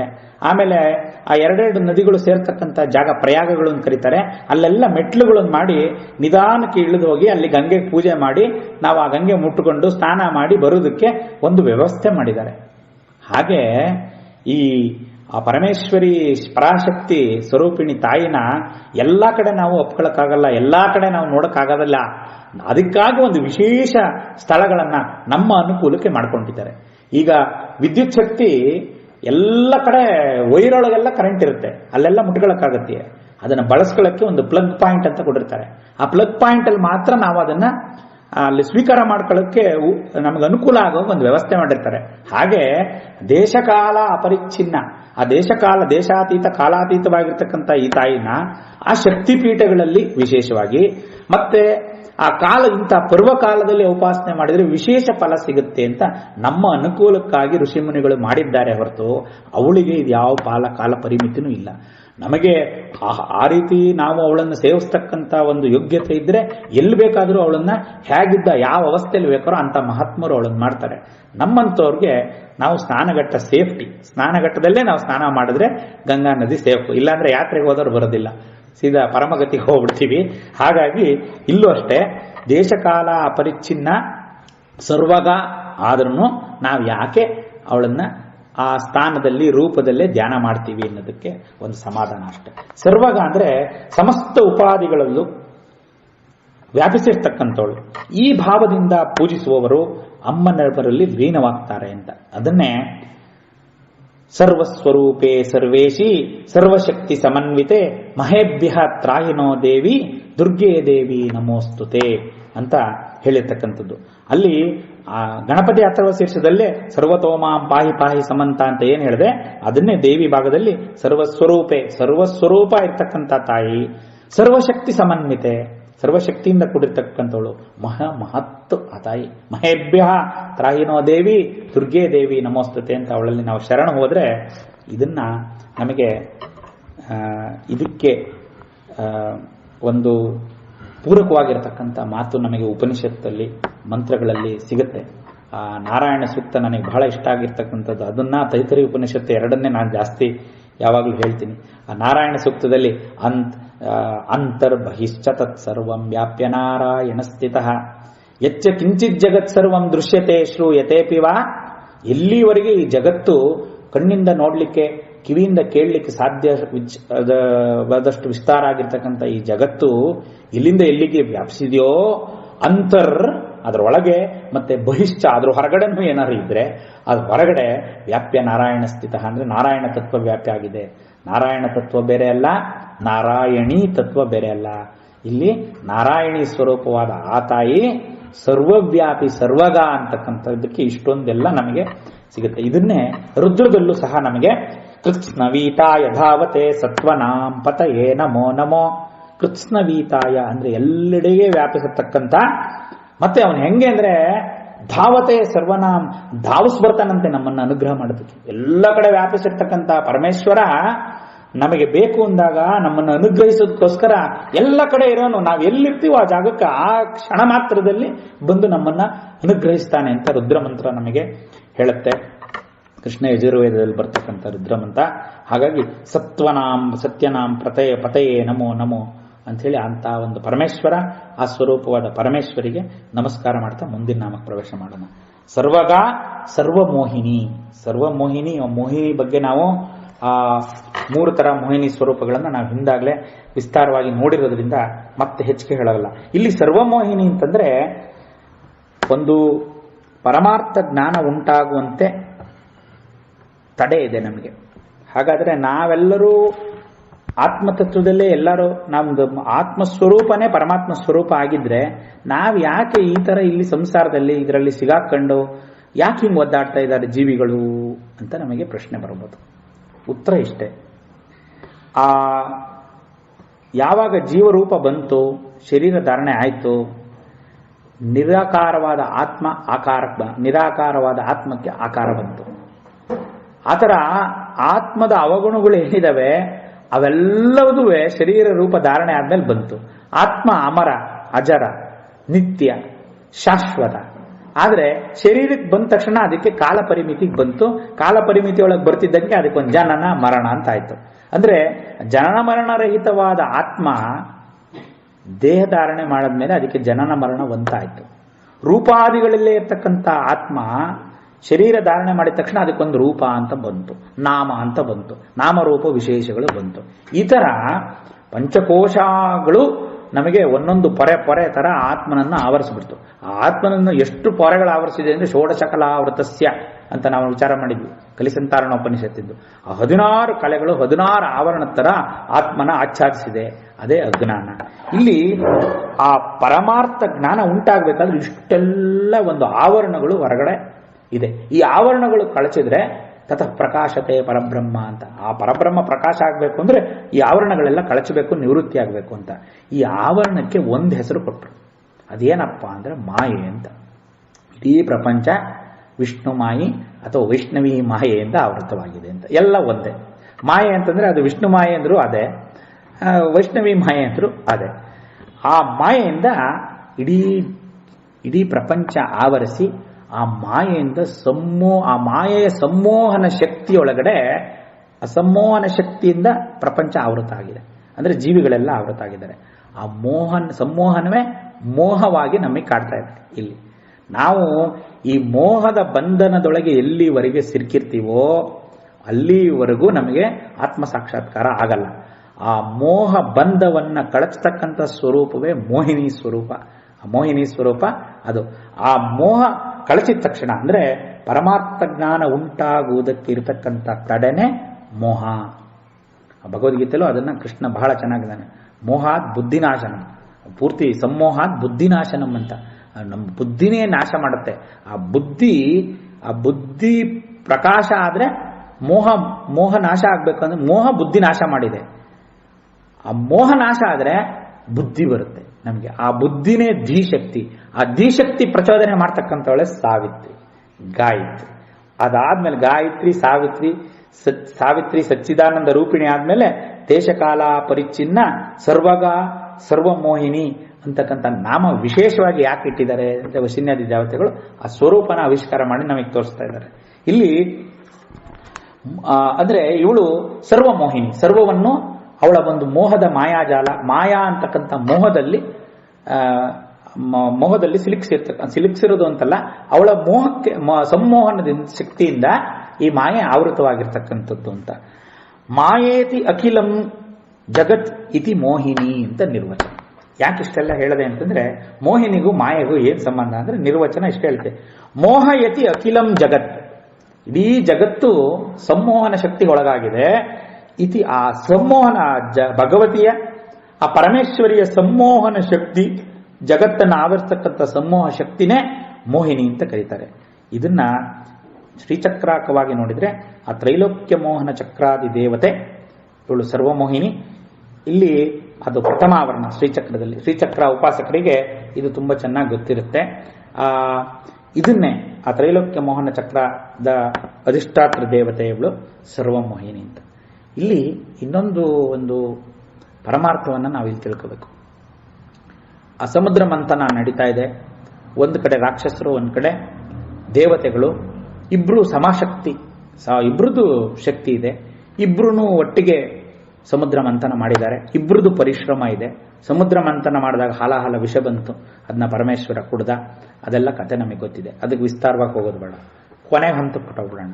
ಕೊನೆ ಹಂತಕ್ಕೆ ಹೋದಾಗ ಅಮೃತ ತಗೊಂಡ್ಬರ್ತಾನೆ, ಅಮೃತ ಕಲಶ ತಗೊಂಡು ಬರ್ತಾನೆ ಧನ್ವಂತರಿ. ಅಮೃತ ಕಲಶ ತಗೊಂಡ್ಬಂದಾಗ ಅದನ್ನ ಅಲ್ಲಿ ತನಕ ಧರ್ಮಪರವಾಗಿ ನಡೀತಾ ಇರ್ತಕ್ಕಂಥದ್ದು ಒಂದು ವಿಶೇಷ ಸ್ವರೂಪ ಪಡ್ಕೊಳ್ಳುತ್ತೆ. ಅವ್ರ ಒಳಗಡೆ ಇರತಕ್ಕಂಥ ಪ್ರವೃತ್ತಿ ಆಚೆ ಬರುತ್ತೆ. ದೇವತೆಗಳು ಎಲ್ಲ ಹಂಚ್ಕೊಂಡು ಕುಡಿಯೋಣ ಅಂತ ಇರ್ತಾರೆ. ರಾಕ್ಷಸರು ಏನ್ ಮಾಡ್ತಾರೆ, ಬೇಡ, ಇದು ನಾವು ಇಷ್ಟೆಲ್ಲ ಕಷ್ಟಪಟ್ಟು ಕೊಟ್ಟಿರೋದು ಅವ್ರಿಗೆ ಯಾಕೆ ಕೊಡಬೇಕು ಅಂತ ಹೇಳಿ ಅದನ್ನು ಕಿತ್ಕೊಂಡು ಹೋಗ್ಬಿಡ್ತಾರೆ. ಇದೆಲ್ಲ ಕತೆ ನಮಗೆ ಗೊತ್ತಿದೆ. ಆವಾಗ ಎಲ್ಲ ದೇವತೆಗಳು ಎಂಥದಪ್ಪ ಇದು ಅನ್ಯಾಯ, ಇಬ್ರು ಸೇರಿ ಮಾಡಿದ್ದೀವಿ, ಅವರಿಗೆ ಯಾಕೆ ಕೊಡಬೇಕು ಅಂತ ಯೋಚನೆ ಮಾಡ್ತಾರೆ. ಯೋಚನೆ ಮಾಡಿದಾಗ ನಾವು ಏನಾರು ಮಾಡಿ ಇದಕ್ಕೆ ಪರಮೇಶ್ವರನ್ ಕೇಳ್ತಾರೆ, ವಿಷ್ಣುವನ್ನು ಕೇಳ್ತಾರೆ. ವಿಷ್ಣು ಏನು ಮಾಡ್ತಾನೆ, ವಿಷ್ಣು ಮಾಯೆ ಆ ಪರಾಶಕ್ತಿಗೆ ಕೇಳ್ತಾನೆ, ತಾಯಿ ಇಂಥ ಸಮಸ್ಯೆ ಬಂದಿದೆ, ಏನು ಮಾಡೋಣ ಅಂತ. ನೀನು ನೆಡಿ ಒಬ್ಬ, ನಾನು ಬರ್ತೀನಿ, ನಂದು ಸಂಮೋಹನ ರೂಪ ಇದೆಯಲ್ಲ ಅದನ್ನು ಧಾರಣೆ ಮಾಡ್ಕೊಂಡು ಹೋಗು, ನಿನಗೆ ಗೊತ್ತಾಗುತ್ತೆ ಏನು ಮಾಡಬೇಕು ಅಂತ, ನಾನು ನಿನಗೆ ಅನುಗ್ರಹಿಸ್ತೀನಿ ಅಂತ ಅಮ್ಮ ಹೇಳ್ತಾಳೆ. ಆ ಅಮ್ಮನವರ ಅನುಗ್ರಹದಿಂದ ಆ ಅಮ್ಮನವರ ದಿವ್ಯ ಮಂಗಳ ರೂಪ, ಆ ಮೋಹಿನಿ ರೂಪ ವಿಷ್ಣುಗೆ, ಅಂದರೆ ಅವಳು ವಿಷ್ಣು ಸಹೋದರಿ ಅಂತ ಎಲ್ಲಿ ಯಾಕೆ ಹೇಳ್ತೀವಿ ಅಂದರೆ ಕಥೆಯಲ್ಲಿ ಆ ವಿಷ್ಣು ಸಹೋದರಿ ಆದ ತಾಯಿಗೆ ಅಮ್ಮನವರ ಅನುಗ್ರಹದಿಂದ ಆ ಮೋಹನ ರೂಪ ಬರುತ್ತೆ. ಅದನ್ನೇ ಕೇಶವ, ನಮ್ಮ ಮನೆ ದೇವರು ಕೇಶವದೇವರು. ಯಾಕೆಂದರೆ ಆ ಕೇಶವ ಆ ಜಗನ್ಮೋಹನ ಮೋಹಿನಿ ರೂಪವೇ ಕೇಶವ, ಸೌಮ್ಯ ಚನ್ನ ಕೇಶವ ಅಂತ ಕರೀತಾರೆ. ಇರಲಿ, ಆ ಮೋಹಿನಿ ಸ್ವರೂಪ ಆ ವಿಷ್ಣುವಿಗೆ ಅಮ್ಮನವರ ಶಕ್ತಿಯಿಂದ ಬರುತ್ತೆ. ಆವಾಗ ಆ ಮೋಹಿನಿ ರೂಪದಲ್ಲಿ ಬರ್ತಾರೆ. ಬಂದಾಗ ಕಥೆಯೆಲ್ಲ ನಿಮಗೆ ಗೊತ್ತಿದೆ, ನಾನು ಅದರಲ್ಲಿರ್ತಕ್ಕಂಥ ತತ್ವದ ಹೇಳೋದಕ್ಕೆ ಮತ್ತೆ ಕಥೆ ಹೇಳ್ತಾ ಇದ್ದೀನಿ. ಕೊನೆಗೆ ಬಂದ್ಬಿಟ್ಟು ರಾಕ್ಷಸರು ಎಲ್ಲ ಬರ್ತಾರೆ. ಆ ಮೋಹನ ರೂಪವನ್ನ ದೇವತೆಗಳು ನೋಡ್ತಾರೆ, ರಾಕ್ಷಸರು ನೋಡ್ತಾರೆ. ಇಲ್ಲಿ ಮಾತಾಡೋರು ಕೇಳ್ತಾರೆ, ಎಂಥದ್ದು ಇದು ಮೋಸ, ಇಬ್ಬರೂ ಕಷ್ಟಪಟ್ಟು ಅಮೃತನ ಕಣಿದ್ದಾರೆ, ಈ ದೇವತೆಗಳು ರಾಕ್ಷಸರಿಗೆ ಮೋಸ ಮಾಡಿ, ಅದರಲ್ಲೂ ವಿಷ್ಣು ಮಾಯಾವಿ ಇವನು ಮೋಹನ ರೂಪ ತಾಳ್ಕೊಂಡು ಬಂದ್ಬಿಟ್ಟು ಅವ್ರ ಹತ್ರ ಅಮೃತ ಕಲಶ ಕಿತ್ಕೊಂಡು ನಾನು ಹಂಚುತ್ತೀನಿ ಅಂತ ಹೇಳಿಬಿಟ್ಟು ದೇವತೆಗಳಿಗೆಲ್ಲ ಅಮೃತ ಕೊಟ್ಟು ರಾಕ್ಷಸರಿಗೆ ಆ ಅಮೃತ ಸ್ವರೂಪವಾದ ಅಂದರೆ ಅವರಿಗೆ ಸೋಮರಸವನ್ನ ಅಂದರೆ ಮದ್ಯ ಅದನ್ನು ಕೊಟ್ಟ. ಇದೆಲ್ಲ ಮೋಸ ಅಲ್ವೇ ಅಂತ ಕೆಲವರು ಮಾತಾಡ್ತಾರೆ. ಯಾಕೆ ಹಂಗೆ ಮಾಡಿದ್ರು, ಇಲ್ಲಿ ವಿಶೇಷ ಗಮನಿಸಬೇಕು. ದೇವತೆಗಳು ಆ ಮೋಹಿನಿ ಸ್ವರೂಪವನ್ನು ನೋಡಿದ್ರು, ರಾಕ್ಷಸರು ಮೋಹಿನಿ ಸ್ವರೂಪ ನೋಡಿದ್ರು. ದೇವತೆಗಳು ಆ ಮೋಹಿನಿ ಸ್ವರೂಪದಲ್ಲಿ ಆ ತಾಯಿ, ಆ ಲಲಿತಾ ಪರಮೇಶ್ವರಿ ತಾಯಿ, ಅವಳ ಒಂದು ಮಾತೃಕಾವರ್ಣ ರೂಪದಲ್ಲಿ ನೋಡಿದ್ರು. ಶ್ರೀಮಾತಾ ಶ್ರೀಮಹಾರಾಜ್ನಿ ಅಂತ ಫಸ್ಟ್ ನಾಮ ಇಟ್ಟಿದ್ದಾರೆ. ನಾವು ತುಂಬ ಎಚ್ಚರಿಕೆಯಿಂದ ಅನುಸಂಧಾನ ಮಾಡಬೇಕು. ಆ 16 ವರ್ಷ ಷೋಡಶಿ ಪ್ರಾಯದ ಆ ಒಂದು ದಿವ್ಯ ಮಂಗಳ ಲಲಿತ ಲಾವಣ್ಯ ವಿಗ್ರಹ, ಅದನ್ನ ಯಾವ ರೀತಿ ನೋಡಬೇಕು, ಮಾತೃಕಾವರ್ಣ ರೂಪಿಣಿ, ಮಾತೃ ರೂಪದಲ್ಲಿ ಶ್ರೀಮಾತ್ರೇ ನಮ್ಮ ಮೊದಲನೇ ಮಾತೃ ತರ ನೋಡಬೇಕು. ದೇವತೆಗಳೆಲ್ಲ ಮಾತೃ ಸ್ವರೂಪಿಣಿ ತಾಯಿ ಅಂತ ಹೇಳಿ ಅವಳ ಸೌಂದರ್ಯಕ್ಕೆ ನಮಸ್ಕಾರ ಮಾಡಿದ್ರು. ಶಂಕರಾಚಾರ್ಯ ಸೌಂದರ್ಯ ಲಾರಿ ಬರೆದಂಗೆ ಅಲ್ಲಿ ತಾಯಿ ಸಾಕ್ಷಾತ್ ತಾಯಿಯ ರೂಪ ವರ್ಣನೆ ಆ ರೀತಿ ನೋಡಿದ್ರು. ರಾಕ್ಷಸರೇನ್ ಮಾಡಿದ್ರು, ರಾಕ್ಷಸ ಬುದ್ಧಿ ಎಲ್ಲೋಗುತ್ತೆ, ಅವರು ಕಾಮರೂಪದಿಂದ ನೋಡಿದ್ರು. ಎಷ್ಟು ಅಂದವಾಗಿ ಕಾಣ್ತಾ ಇದ್ದಾಳೆ, ಅವಳ ರೂಪ ಲಾವಣ್ಯನೆಲ್ಲ ಕಾಮಕ ದೃಷ್ಟಿಯಿಂದ ನೋಡಿದ್ರು. ಇಷ್ಟೇ ತಾತ್ಪರ್ಯ. ಮಾತೃರೂಪಿಣಿಯಾಗಿ ನೋಡಿದ್ರೆ ಅಮೃತವನ್ನ ಕೊಟ್ಟು ಮೋಕ್ಷವನ್ನ ಅನುಗ್ರಹಿಸ್ತಾಳೆ. ಕಾಮದೃಷ್ಟಿಯಿಂದ ಕಾಮನೆಗಳಿಂದ ಅವಳನ್ನೇನಾದ್ರು ಕೋರ್ಕೊಂಡ್ರೆ ನಮಗೆ ಸಿಗೋದು ಕೊನೆಗೆ ಮಾದ್ವೀಪಾನ ಲಸ ಮತ್ತ ಆ ಅರ್ಥಗಳನ್ನೆಲ್ಲ ಹೇಳ್ಕೊಂಡ್ರೆ ಅಲ್ಲಿಗೆ ರಾಕ್ಷಸರಿಗೆ ಆ ಅರ್ಥ, ದೇವತೆಗಳಿಗೆ ಈ ಅರ್ಥ. ಇಷ್ಟೇ. ಇಲ್ಲಿ ಸರ್ವಮೋಹಿನಿ ಅಂತಂದ್ರೆ ಆ ಮೋಹಿನಿ ಸ್ವರೂಪ 3 ಕಡೆಗಳಲ್ಲಿ ಮೋಹಿನಿ ಅವತಾರ ಆಗುತ್ತೆ. ಅಲ್ಲೆಲ್ಲ ಬೇರೆ ಹೇಳಿದ್ರಿಂದ ಇಲ್ಲಿ ಈ ವಿಚಾರನ ಹೇಳಿದೆ. ಆ ಸರ್ವಮೋಹಿನಿ ತ್ರೈಲೋಕ್ಯ ಮೋಹನ ಚಕ್ರದಲ್ಲಿ ಪೂಜೆ ಮಾಡ್ತಕ್ಕಂಥ ಸರ್ವ ಮಾಯಾ ಪ್ರಪಂಚದ ಮಾಯಾಶಕ್ತಿಯನ್ನು ಒಳಗೊಂಡಿರ್ತಕ್ಕಂಥ ದೇವತಾಕ ಸ್ವರೂಪ ಆ ಸರ್ವಮೋಹಿನಿ ದೇವಿಗೆ ನಮಸ್ಕಾರ ಮಾಡಿ ಮುಂದಿನ ನಾಮಕ್ಕೆ ಪ್ರವೇಶ ಮಾಡೋಣ. ಈ ಅನುಬಂಧ ನೋಡಿ ಎಷ್ಟು ಚೆನ್ನಾಗಿದೆ ಅಂದ್ರೆ, ಸ್ವಲ್ಪ ಇದೊಂದು 4 ನಾಮ ತುಂಬಾ ವಿಸ್ತಾರ ಆಗಿರ್ಬೋದು. ಹಿಂದೆ ಎಲ್ಲ ಏನಪ್ಪ 40-50 ನಾಮ ಒಂದು ದಿವಸ ಹೇಳ್ಬಿಟ್ಟು ಇವತ್ತು ಇಷ್ಟು ಸ್ಲೋ ಆಗ್ಬಿಟ್ರಲ್ಲ ಅಂತ. ನಾನೇನು ಮಾಡೋಕ್ಕಾಗಲ್ಲ. ಇಲ್ಲಿ ಕೆಲವು ನಾಮಗಳಿಗೆ ಅದನ್ನ ಹೇಳದೇ ಇದ್ರೆ ಆ ನಾಮಕ್ಕೆ ನಾವು ಒಂದು ನ್ಯಾಯ ಒದಗಿಸ್ಕೊಟ್ಟಂಗ, ನಾವು ಒದಗಿಸ್ಕೊಡೋದಲ್ಲ, ಅದನ್ನ ಹೇಳದೇ ಇದ್ರೆ ಅದು ಆಗೋದಿಲ್ಲ. ಯಾಕೆಂದ್ರೆ ಆ ಸ್ವರೂಪ ಹೇಳಬೇಕು. ಇದು ಎಂತ ಅದ್ಭುತವಾದ ನಾಮ ಇದೆ. ಇಲ್ಲಿ ಸಾವಿತ್ರಿ ವಿದ್ಯೆ ಆವಿಷ್ಕಾರ ಆಗ್ತಾ ಇದೆ. ಅದರದ್ದು ಆ ರಹಸ್ಯ ನಾವು ತಿಳ್ಕೋಬೇಕು. ತಿಳ್ಕೊಂಡಾಗ ಮಾತ್ರ ಅನುಷ್ಠಾನ ಮಾಡಿದಾಗ ನಮಗೆ ಆ ಭಾವ ಜಾಗರಣೆ ಆಗಬೇಕು, ಆ ನಾಮ ಅನುಸಂಧಾನ ಮಾಡಬೇಕಾದ್ರೆ. ಹಾಗಾಗಿ ಇಷ್ಟೆಲ್ಲ ವಿಸ್ತಾರವಾಗಿ ಹೇಳ್ತಾ ಇದ್ದೀನಿ. ದೇಶಕಾಲ ಪರಿಚ್ಛಿನ್ನ ಸರ್ವಮೋಹಿನಿ ಆದ ತಕ್ಷಣನೇ ಸರಸ್ವತಿ ನಾಮ, ಅದ್ಭುತವಾದ ನಾಮ. ಸರಸ್ವತಿ ಶಾಸ್ತ್ರಮಯಿ ಗುಹಾಂಬ ಗುಹ್ಯ ರೂಪಿಣಿ. ಆ ಸಾವಿತ್ರಿ ಸರಸ್ವತಿ ಸ್ವರೂಪ ವಾಗ್ದೇವಿ ಬ್ರಾಹ್ಮಿ. ಬನ್ನಿ ನೋಡೋಣ ಸರಸ್ವತಿ ಅಂದ್ರೆ ಏನು ಅಂತ. ಈ ಮೋಹವನ್ನ ಹೋಗಲಾಡಿಸ್ಬೇಕು ಅಂತಂದ್ರೆ, ಮೋಹ ಯಾವ್ದ್ರಿಂದ ಬಂತು ನಮಗೆ? ಮೋಹ ಯಾವ್ದ್ರಿಂದ ನಮಗೆ ಬಂದಿದೆ ಅಂದ್ರೆ ಅಜ್ಞಾನದಿಂದ ಮೋಹ ಬಂತು. ಇದನ್ನೆಲ್ಲ ನಾವು ನಿತ್ಯ ಇದೇ ಜ್ಞಾನ ಅಜ್ಞಾನ ಇದೆಲ್ಲ ವಿಚಾರ ಮಾಡ್ಕೊಂಡು ಬರ್ತಾ ಇದ್ದೀವಿ. ಶುದ್ಧ ಜ್ಞಾನ ಬ್ರಹ್ಮಜ್ಞಾನ ಎಲ್ಲ ಇವಾಗ ಸರ್ವೇ ಸಾಮಾನ್ಯ ಆಗ್ಬಿಟ್ಟಿದೆ. ದಿನ ಮಾತಾಡಿ ನಮಗೆ ಇದಕ್ಕೆಲ್ಲ ಕಾರಣ ಯಾವುದು? ಅಜ್ಞಾನ. ಅಜ್ಞಾನನೇ ಪ್ರಧಾನ. ಅಜ್ಞಾನದಿಂದಲೇ ಮಾಯೆ ಆವೃತ ಆಗಿದೆ. ಅಜ್ಞಾನದಿಂದಲೇ ಸಮಸ್ತವು ಮಾಯೆಯಿಂದ ಮೋಹದಿಂದ ಹಿಂಗೆ ಒಂದೊಂದೇ ಅರಿಷಡ್ವರೆಗೂ ಬೆಳೆದು ಈ ಕಡೆ ಒಂದ್ ಕಡೆ ದುರ್ಗುಣಗಳಾಗ್ಬಿಟ್ಟಿದೆ. ಆತ್ಮಗುಣಗಳೆಲ್ಲ ಆತ್ಮದ ಔಪಾದಿಗಳೇ ನುಂಗಿ ನೀರು ಕುಡಿದ್ಬಿಟ್ಟಿದೆ. ನಮಗೇನು ಆತ್ಮಕ್ಕೆ ಪ್ರವೇಶವೇ ಇಲ್ಲ, ನಮಗೆ ನೋ ಎಂಟ್ರಿ ಒಳಗಡೆ. ಹೇಗೆ ನಾವು ಆತ್ಮಾನುಸಂಧಾನ ಮಾಡಬೇಕು? ಮುಖ್ಯ ವೇದಗಳು ಇದೆ, ಮಂತ್ರಗಳು ಇದೆ, ಎಲ್ಲ ಇದೆ. ಅದು ಅರ್ಥ ಆಗ್ಬೇಕಲ್ವಾ ನಮಗೆ. ವಾಗರ್ಥಾವಿವ ಸಂಪೃಕ್ತವು ಕಾಳಿದಾಸ ಮೊದಲನೇ ವಾಗರ್ಥ ಅದನ್ನೇ ವಿಚಾರಣ ಮಾಡಬೇಕು. ಇಲ್ಲಿ ಸರಸ್ವತಿ ಅಂದ್ರೆ ಆ ಮೋಹವನ್ನ ಹೋಗಲಾಡಿಸ್ತಕ್ಕಂಥ ಜ್ಞಾನ ಸ್ವರೂಪಿಣಿ, ಶುದ್ಧ ಜ್ಞಾನ, ಶುದ್ಧ ವಿದ್ಯಾ, ಇದೆಲ್ಲ ನಾಮಗಳು ಬಂದಿದೆ. ಶುದ್ಧ ವಿದ್ಯಾ, ಶುದ್ಧ ಜ್ಞಾನ ಸ್ವರೂಪಿಣಿ ಸಾವಿತ್ರಿ. ಸಾವಿತ್ರಿಯೇ ಸರಸ್ವತಿ, ಸರಸ್ವತಿಯೇ ಸಾವಿತ್ರಿ. ಸಂಧ್ಯಾ, ಅವಳೇ ಸಂಧ್ಯಾ, ತ್ರಿಸಂಧ್ಯಾ. ಇಲ್ಲಿ 3 ಸಂಧ್ಯೆಗಳನ್ನ ಹೇಳ್ತಾರೆ. ಆದರೆ ಆ ಸಂಧ್ಯಾ ಕಾಲಗಳಲ್ಲಿ ಆ ತಾಯಿಯ ಸ್ವರೂಪ ಚೇಂಜ್ ಆಗುತ್ತೆ, ಬೇರೆ ಬೇರೆ ಆಗುತ್ತೆ. ಪ್ರಾತಃ ಕಾಲದಲ್ಲಿ ಅವಳನ್ನ ಗಾಯತ್ರಿ ಅಂತ ಕರಿತೀವಿ, ಮಧ್ಯಾಹ್ನ ಕಾಲದಲ್ಲಿ ಸಾವಿತ್ರಿ ಅಂತ ಕರಿತೀವಿ, ಸಾಯಂಕಾಲದಲ್ಲಿ ಸರಸ್ವತಿ ಅಂತ ಕರಿತೀವಿ. ಗಾಯತ್ರಿ ಎನ್ಮ, ಸಾವಿತ್ರಿ ಎನ್ಮ, ಸರಸ್ವತಿ ಎನ್ಮ, ಸಂಧ್ಯಾ ಎನ್ಮ, ಸರ್ವಾಭ್ಯೋ ದೇವತಾಭ್ಯೋ ನಮೋ ನಮಃ ಅಂತ ಸಂಧ್ಯಾವನೆ ಮಂತ್ರ ಜ್ಞಾಪಿಸ್ಕೊಂಡ್ರೆ ನಮಗೆ ಗೊತ್ತಾಗುತ್ತೆ. ಇಲ್ಲಿ ಓಂಕಾರ ಸ್ವರೂಪಿಣಿ, ಪರಬ್ರಹ್ಮ ಸ್ವರೂಪಿಣಿನೇ ಸರಸ್ವತಿ.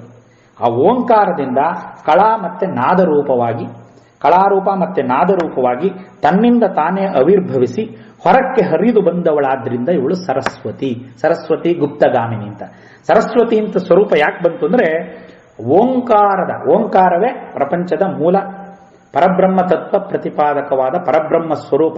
ಪ್ರಕಟದ ಪರಬ್ರಹ್ಮ ಸ್ವರೂಪ ನಾದಬಿಂದು ಕಳಾತೀತವಾಗಿ ಸರ್ವಂ ಶೂನ್ಯಮಯಂ ಜಗತ್ತು, ಶೂನ್ಯದಿಂದ ಪ್ರಕಟ ಆಯಿತು. ಶೂನ್ಯ ಅಂದ್ರೆ ಏನು ಇಲ್ಲ ಅನ್ನೋದಲ್ಲ, ಸಮಸ್ತವೂ ಇತ್ತು, ಅಗೋಚರವಾಗಿತ್ತು, ನಮಗೆ ಗೋಚರ ಆಗ್ತಿರ್ಲಿಲ್ಲ. ನಮಗೆ ಗೊತ್ತಾಗದೇ ಇರ್ತಕ್ಕಂಥ ಅಂದ್ರೆ ಆ ಮೂಲ ಪ್ರಕೃತಿ ಅವ್ಯಕ್ತ, ಆ ನಾಮಕ್ಕೆ ಹೋಗಬೇಕು. ಮೂಲ ಪ್ರಕೃತಿ ಅವ್ಯಕ್ತ ರೂಪ ಸ್ಥಿತಿನೇ ಶೂನ್ಯ, ಅದೇ ಶಿವ. ಶಿವ ಅಂದ್ರೆ that which is not Shiva ಅಂದ್ರೆ ಆ ಶೂನ್ಯ ಅಂದ್ರೆ ಸೊನ್ನೆ ಏನು ಇಲ್ಲ ಅಂತಲ್ಲ, ಸೊನ್ನೆ ಒಳಗಡೆನೆ ಎಲ್ಲ ಇರೋದು.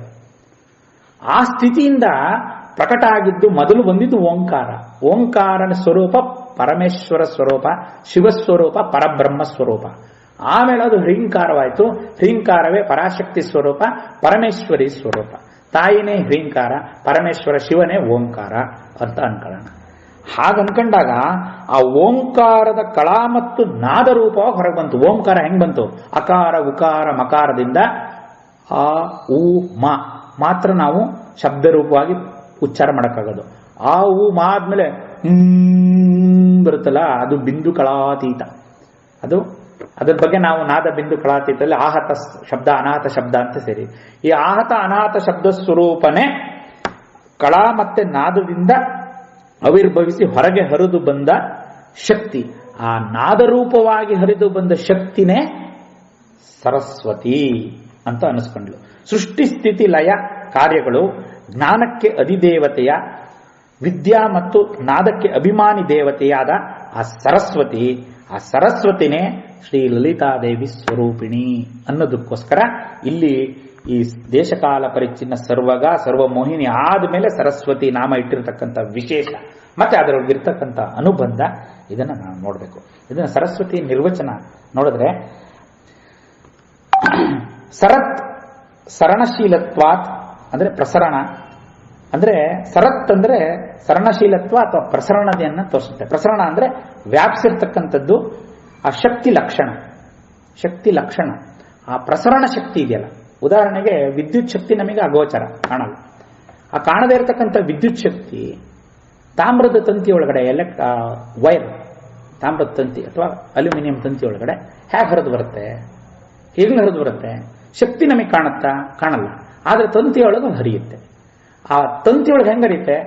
ಆ ಬಿಗಿನಿಂಗ್ ತಂತಿ ಒಳಗಡೆ ವಿದ್ಯುತ್ ಶಕ್ತಿ ಸ್ಪರ್ಶ ಆಗ್ತಿದ್ದಂಗೆ ಆ ಎಂಡೊಳಗಡೆ ಬಂದ್ಬಿಡುತ್ತೆ. ಅದು ಎಷ್ಟು 1000 ಕಿಲೋಮೀಟರ್ಲಿ ಇಲ್ಲಿ ಸ್ಪರ್ಶ ಆಗಿದ್ದು ಅಷ್ಟು ವೇಗದಲ್ಲಿ ಇನ್ನೊಂದು ತುದಿಗೆ ವಿದ್ಯುತ್ ಶಕ್ತಿ ಬರುತ್ತೆ. ಆ ಪ್ರಸರಣ ಶಕ್ತಿ ಇದೆಯಲ್ಲ, ಆ ಪ್ರಸರಣ ಶಕ್ತಿ ಸರಸ್ವತಿ ಅಂತ. ಅದರೊಳಗಿರ್ತಕ್ಕಂಥ ವಿದ್ಯುತ್ ಶಕ್ತಿ ಲಲಿತೆ ಆದ್ರೆ, ಪ್ರಾಣಶಕ್ತಿ ಪರಾದೇವತೆ ಲಲಿತೆ ಆದ್ರೆ ವಿದ್ಯುತ್ ಶಕ್ತಿ, ಆ ಪ್ರಸರಣ ಶಕ್ತಿ ಬಂದ್ಬಿಟ್ಟು ಸಾವಿತ್ರಿ. ಇದನ್ನು ವಿಚಾರ ಮಾಡಬೇಕು. ಇಷ್ಟೊಂದು ನಾಮಗಳು, ಇಷ್ಟೊಂದು ರೂಪಗಳು ಎಲ್ಲ ಯಾಕೆ ಅಂದ್ರೆ ನಾವು ವಿಚಾರ ಮಾಡ್ತಿರೋದು ವಿದ್ಯುತ್ ಶಕ್ತಿ ಇದೆ. ಆ ಪ್ರಾಣಶಕ್ತಿ ಪರ ಕುಂಡಲಿನಿ ಸ್ವರೂಪವಾದ ತಾಯಿ ಪರಮೇಶ್ವರಿ ಲಲಿತಾ ತ್ರಿಪುರ ಸುಂದರಿದೆ ವಿಚಾರ ಮಾಡ್ತಿರೋದು. ಆದ್ರೆ ಇಲ್ಲಿ ಆ ಪ್ರಸರಣ ಶಕ್ತಿ ಬಂದ್ಬಿಟ್ಟು ಇಲ್ಲಿ ಸರಸ್ವತಿ ಅಂತಕ್ಕಂಥದ್ದು. ಸರತ್ ಅಂದ್ರೆ ಸರಣಶೀಲತ್ವ ಪ್ರಸರಣ, ಅದೇ ಪ್ರಾಣಶಕ್ತಿ. ಆ ಪ್ರಾಣಶಕ್ತಿಯಾಗಿ ಶರೀರದಲ್ಲಿ ಸಂಚರಿಸ್ತಾ ಇದ್ದಾಳೆ, ಪರಾಶಕ್ತಿಯಾಗಿ ಪ್ರಪಂಚ ನಿರ್ವಹಣೆ ಮಾಡ್ತಾ ಇದ್ದಾಳೆ. ಆ ಸರಸ್ವತಿ ದೇವಿಯ ಉಪಾಸನೆ ಪ್ರಾಣಶಕ್ತಿ ಉಪಾಸನೆ. ಸರಸ್ವತಿ ಉಪಾಸನೆ ಬೇರೆ ಅಲ್ಲ, ಪ್ರಾಣಶಕ್ತಿ ಬೇರೆ. ಪ್ರಾಣಶಕ್ತಿ ಅಂದ್ರೆ ಚಿತ್ಶಕ್ತಿ. ಚಿತ್ಶಕ್ತಿ ಹೆಂಗಿದೆ? ಇಲ್ಲಿ ಆಪಾದತಲ ಮಸ್ತಕ, ಮತ್ತೆ ನನಗೆ ನಾರಾಯಣ ಸೂಕ್ತಕ್ಕೆ ಹೋಗುತ್ತೆ. ಆಪಾದತಲ ಮಸ್ತಕ ಅಂತರ್ಬಹಿಶ್ಚ ತತ್ಸರ್ವಂ ವ್ಯಾಪ್ಯ ನಾರಾಯಣ ಸ್ಥಿತಃ ಇದಾನೆ. ಆಪಾದತಲ ಮಸ್ತಕವಾಗಿ ಪ್ರಾಣಶಕ್ತಿ ಪರ ಕುಂಡಲಿನಿ ಗುಪ್ತಗಾಮಿನಿಯಾಗಿ ಸಂಚರಿಸ್ತಾ ಇದ್ದಾಳೆ. ಗುಪ್ತಗಾಮಿನಿ ಸರಸ್ವತಿ. ಯಾಕೆ ಸರಸ್ವತಿ? ಇಲ್ಲಿ ಗಂಗಾ ಯಮುನಾ ನದಿಗಳು ನಮ್ಮ ದೇಶದಲ್ಲಿ ಇದೆ, ಸರಸ್ವತಿ ನದಿನೂ ಇದೆ. ಸರಸ್ವತಿ ಗುಪ್ತಗಾಮಿನಿ. ಇಳಾ ಭಾಗೀರಥಿ ಗಂಗಾ ಪಿಂಗಳ ಯಮುನಾ ನದಿ ತ್ವಯೋರ್ ಮಧ್ಯಗತಾಂ ನಾಡಿ ಸುಷುಮ್ನಾಖ್ಯ ಸರಸ್ವತಿ ಬಂತು. ಇಲ್ಲಿ ಎಲ್ಲಿಗೆ ಬಂತು? ಸರಸ್ವತಿ ಗುಪ್ತಗಾಮಿನಿ. ಯಾಕೆ ಗುಪ್ತಗಾಮಿನಿ ಅಂದ್ರೆ ಆ ಮೂಲಾಧಾರದಲ್ಲಿರ್ತಕ್ಕಂಥ ಕುಂಡಲಿನಿ ಅದು ಹೇಗೆ ಹರ್ಕೊಂಡು ಸಪ್ತಚಕ್ರಗಳಿಗೆ ಬಂದು ಅನಾಥದಿಂದ ಇಡೀ ದೇಹದಲ್ಲಿ 32,000 ನಾಡಿ ಈ ಕಡೆ, 32,000 ನಾಡಿ ಈ ಕಡೆ, 72,000 ನಾಡಿಗಳಲ್ಲಿ ಹೆಂಗ್ ಸಂಚಾರ ಆಗ್ತಾ ಇದೆ ಏನೂ ಗೊತ್ತಾಗ್ತಿಲ್ಲ. ನಮಗೆ ಬರೀ ವೈರ್ ಕಾಣುತ್ತೆ. ದೀಪ ಹತ್ಕೊಂಡ್ರೆ ಕರೆಂಟ್ ಇದೆ ಅಂತ ಹೇಳ್ತೀವಿ, ಇಲ್ಲಾಂದ್ರೆ ಕರೆಂಟ್ ಮುಟ್ ನೋಡಿ ಹೊಡೆಸ್ಕೋಬೇಕು. ಇದು ಅದೇ ತರ. ಆ ಪ್ರಾಣಶಕ್ತಿ ಪರ ಕುಂಡಲಿನಿ ನಮಗೆ ಗೊತ್ತಾಗಬೇಕು ಅಂತಂದ್ರೆ ಏನಾದ್ರೂ ಉಪಾಯ, ಅದಕ್ಕೆ ಗುರುಮುಖೇನ ಆಗಬೇಕು ಅಂತ. ಆ ಪ್ರಾಣಶಕ್ತಿ ಸ್ವರೂಪಿಣಿ ತಾಯಿ ನಾದಬಿಂದು ಕಲಾತೀತವಾಗಳು ಸರಸ್ವತಿ ಅಂತ. ಅದನ್ನೇ ಅಂಬಿತಮೇ ದೇವಿತಮೇ ನದಿತಮೇ ಸರಸ್ವತಿ ಸೂಕ್ತ ನೋಡಿದ್ರೆ ಎಷ್ಟು ಚೆನ್ನಾಗಿ ಆ ಸರಸ್ವತಿಯನ್ನು ವರ್ಣನೆ ಮಾಡಿದ್ದಾರೆ. ಆ ಅಮ್ಮನವರು ಅಂಬಿತಮೇ, ಅಂಬಾ ಅಂದ್ರೆ ಆ ಮಾತೃ ಸ್ವರೂಪಿಣಿ ತಾಯಿ ಅಮ್ಮನವರು. ದೇವಿತಮೇ, ಆ ದೇವತಾಕವಾದ ಸ್ವರೂಪ ಆ ತಾಯಿ ದೇವಿ ಸ್ವರೂಪ. ನದಿತಮೇ, ಕೊನೆಗೆ ನದಿಯಾಗಿ ಜೀವ ನದಿಯಾಗಿ ಹರಿದು ನಮಗೆ ಪ್ರಾಣ ಕೊಡ್ತಾ ಇದ್ದಾಳೆ. ಆ ನದಿಯಾಗಿ ನೀರು ಬರದೇ ಇದ್ರೆ ನಾವು ಹೆಂಗೆ ಬದುಕಿರ್ತೀವಿ ಅಂದ್ರೆ ಎಷ್ಟು ಚೆನ್ನಾಗಿ ಆ ಸರಸ್ವತಿ ಸೂಕ್ತದಲ್ಲಿ ಅದ್ಭುತವಾಗಿದೆ ವರ್ಣನೆ. ನಾವು ಎಲ್ಲೆಲ್ಗೋ ಹೋಗ್ತೀವಿ, ಆದರೆ ವಿಚಾರ ಇಷ್ಟೇ, ಜ್ಞಾನ ವಿದ್ಯೆ ಇದು ಪಸರಿಸ್ತಾ ಇರಬೇಕು, ಒಬ್ಬರಿಂದ ಒಬ್ರಿಗೆ ಹರಿತಾ ಇರಬೇಕು. ಹರಿದಾಗಲೇ ಅದಕ್ಕೆ ಬೆಲೆ. ನಿಂತು ಬಿಟ್ರೆ ಅದು ಕೊಳಚೆ ನೀರಾಗುತ್ತೆ, ಸ್ಟಾಗ್ನೆಂಟ್ ಆಗುತ್ತೆ. ಹಾಗಾಗಿ ಈ ಜ್ಞಾನ ನಿರಂತರವಾಗಿ ಹರಿತಾ ಇರಬೇಕು. ಆ ಹರಿತಾ ಇರ್ತಕ್ಕಂಥ ಸರತ್ ಶಕ್ತಿ ಇರೋದ್ರಿಂದಲೇ ಅದಕ್ಕೆ ವಿದ್ಯಾ ಸರಸ್ವತಿ ಅಂತ. ಸರಸ್ವತಿ ಅಂದ್ರೆ ಆ ಪ್ರಸರಣ ಶಕ್ತಿ, ಸರತ್ ಶಕ್ತಿ. ಅದನ್ನೇ ಜ್ಞಾನ ಮತ್ತೆ ವಿದ್ಯೆನೂ ಅದೇ ಹರಿತಾ ಇರಬೇಕು. ಅದನ್ನೇ ನಮೋ ಪ್ರಣೋ ದೇವಿ ಸರಸ್ವತಿ ವಾಜೇಭಿರ್ವಾಜಿನೀವತಿ ಸರಸ್ವತಿ ಸೂಕ್ತ ಅದ್ಭುತವಾಗಿದೆ. ಅಂದ್ರೆ ಇಲ್ಲಿ ಆ ದೇವಿ ವಿದ್ಯೆ ಮಾತ್ರವಲ್ಲ, ಸಮಸ್ತ ಧೇನು ರೂಪಿಣಿ. ಅಲ್ಲಿ ವಾಜೇಭಿರ್ವಾಜಿನೀವತಿ ಅಂದ್ರೆ ಧೇನು ರೂಪಿಣಿ. ಧೇನು ಅಂದ್ರೆ ಕಾಮಧೇನು ರೂಪಿಣಿ. ಹಸುಗಳು ಅಷ್ಟೇ. ಪರೋಪಕಾರಾಯ ದುಹಂತಿ ಗಾವಹ. ಆ ಪರೋಪಕಾರಾರ್ಥ ಮಿದಂ ಶರೀರಂ ಅಂತ. ಪರೋಪಕಾರಾಯ ದುಹಂತಿ ಗಾವಹ. ಆ ಹಸುಗಳು ಆ ಹಾಲನ್ನು ಪರೋಪಕಾರಕ್ಕಾಗಿ ಕೊಡ್ತಾ ಇದೆ. ಆ ಥರ ಕಾಮಧೇನು ಸ್ವರೂಪಿಣಿಯಾದ ತಾಯಿ ಕಲ್ಪವೃಕ್ಷ. ಕಾಮಧೇನು ಏನು ಕೇಳಿದ್ರು ಕೊಡುತ್ತೆ. ಆ ಸರಸ್ವತಿನೂ ಅಷ್ಟೇ, ಏನು ಕೇಳಿದ್ರು ಅದನ್ನ ಕೊಡ್ತಕ್ಕಂಥ ಶಕ್ತಿ. ಮೋಕ್ಷದವರೆಗೂ ಇಹದಲ್ಲಿ ಸುಖ, ಪರದಲ್ಲಿ ಮೋಕ್ಷ ಕೊಡ್ತಕ್ಕಂಥ ಶಕ್ತಿ ಆ ತಾಯಿ ಸರಸ್ವತಿಗಿದೆ. ಆ ಸರಸ್ವತಿ ಸ್ವರೂಪನೇ ವಶಿನ್ಯಾದಿ ವಾಗ್ದೇವತೆಗಳು. 8 ಜನ ವಶಿನ್ಯಾದಿ ವಾಗ್ದೇವತೆಗಳೇನಿದ್ದಾರೆ ಅವರೇ ಸರಸ್ವತಿ. ಹಾಗಾಗಿ ಸಪ್ತಮಾತೃಕೆಗಳಲ್ಲಿ ಮೊದಲು ಬ್ರಾಹ್ಮಿ, ಬ್ರಹ್ಮನ ರಾಣಿ, ಬ್ರಹ್ಮನ ಹೆಂಡತಿ ರಾಣಿ ಬ್ರಾಹ್ಮಿ ಅಂತ ನಾವು ಯಾವುದನ್ನು ಕರಿತೀವಿ ಅದೇ ಸರಸ್ವತಿ. ಆ ಸರಸ್ವತಿನೇ ಸಾವಿತ್ರಿ ಅಂತ ಹೇಳ್ತಾ ಮುಂದಿನ ನಾಮಕ್ಕೆ ನಾವು ಪ್ರವೇಶ ಮಾಡೋಣ. ಸರಸ್ವತಿ ಶಾಸ್ತ್ರಮಯಿ. ಈ ಸರಸ್ವತಿ ಹೆಂಗಿದ್ದಾಳೆ? ಸಕಲ ಶಾಸ್ತ್ರಗಳಲ್ಲೂ ಇದ್ದಾಳೆ. ಶಾಸ್ತ್ರ ಅನ್ನೋದು ಎಲ್ಲಿಂದ ಬಂತು ಅಂತ ನಾವು ನಿನ್ನೆ ದಿವಸ ನಾವು ನೋಡಿದ್ವಿ. ಏಕಪದಿ ದ್ವಿಪದಿ ಸಾ ಚತುಷ್ಪತಿ ಅಷ್ಟಾಪತಿ ನವಪತಿ ಬಭೂವಶಿ ಎಂದಾಗ ಆ ಏಕ ಶಬ್ದ ಓಂಕಾರದಿಂದ ವ್ಯಾಹೃತಿಯಾಗಿ, ವ್ಯಾಹೃತಿಗಳು ಎಲ್ಲ ವೇದಗಳಾಗಿ, ಷಡಂಗಗಳಾಗಿ, ಶಾಸ್ತ್ರಗಳಾಗಿ, ಸಕಲ ನಿಗಮಾಗಮ ಸ್ವರೂಪವಾಗಿ ಇರತಕ್ಕಂಥ ವೇದ ವಾಂಗ್ಮಯ, ಸಮಸ್ತ ವಾಂಗ್ಮಯ ಜಗತ್ತೇನಿದೆ ಆ ವಾಂಗ್ಮಯ ಜಗತ್ತೇ ಶಾಸ್ತ್ರ. ಆ ಶಾಸ್ತ್ರಮಯಿ, ಆ ಶಾಸ್ತ್ರಗಳಲ್ಲೆಲ್ಲ ಈ ಸರಸ್ವತಿ ವ್ಯಾಪಿಸಿದಾಳೆ. ಹಾಗಾಗಿ ಆ ಸರತ್ ಶಕ್ತಿ, ಪ್ರಸರಣ ಶಕ್ತಿ ಸಕಲ ಶಾಸ್ತ್ರಗಳಲ್ಲೂ ವ್ಯಾಪಿಸಿರೋದ್ರಿಂದ ಇವಳು ಶಾಸ್ತ್ರಮಯಿ. ಶಬ್ದ ಅದಕ್ಕೊಂದು ಅರ್ಥ ಅಂತ ಇರುತ್ತೆ. ಆ ಅರ್ಥ ಜ್ಞಾನ ಪ್ರತಿಪಾದಕವಾದ ಸಂಹಿತೆಗಳಲ್ಲಿ, ಬ್ರಾಹ್ಮಣದಲ್ಲಿ, ಉಪನಿಷತ್ನಲ್ಲಿ, ಮತ್ತೆ ಅದರ ಸ್ವರೂಪವಾದ ವೇದಗಳಲ್ಲಿ, ಮತ್ತೆ ಪುರಾಣಗಳಲ್ಲಿ, ಅನೇಕ ಉಪನಿಷತ್ತುಗಳಲ್ಲಿ ಇತ್ಯಾದಿ ಎಲ್ಲ ಸಕಲ ಶಾಸ್ತ್ರಗಳಲ್ಲೂ ನಮಗೆ ಸಿಗೋದ್ರಿಂದ ಆ ಶಾಸ್ತ್ರ ರೂಪಿಣಿ. ಶಾಸ್ತ್ರ ಅಂದರೆ ಇಲ್ಲಿ ಇನ್ನೊಂದು ವಿಶೇಷವಾದ ಅರ್ಥ ಗುರುವಾಕ್ಯ ಅಂತ. ಆ ಗುರುವಾಕ್ಯ ಪ್ರಮಾಣ, ಗುರುವಾಕ್ಯ ಅದೇ ಆತ್ಮನಿಶ್ಚಯ, ಅದೇ ಜ್ಞಾನ. ಶಾಸ್ತ್ರವನ್ನರಿತವರು, ಶಾಸ್ತ್ರ ಮಾರ್ಗದಲ್ಲಿ ಯಾರು ನಡೀತಾರೆ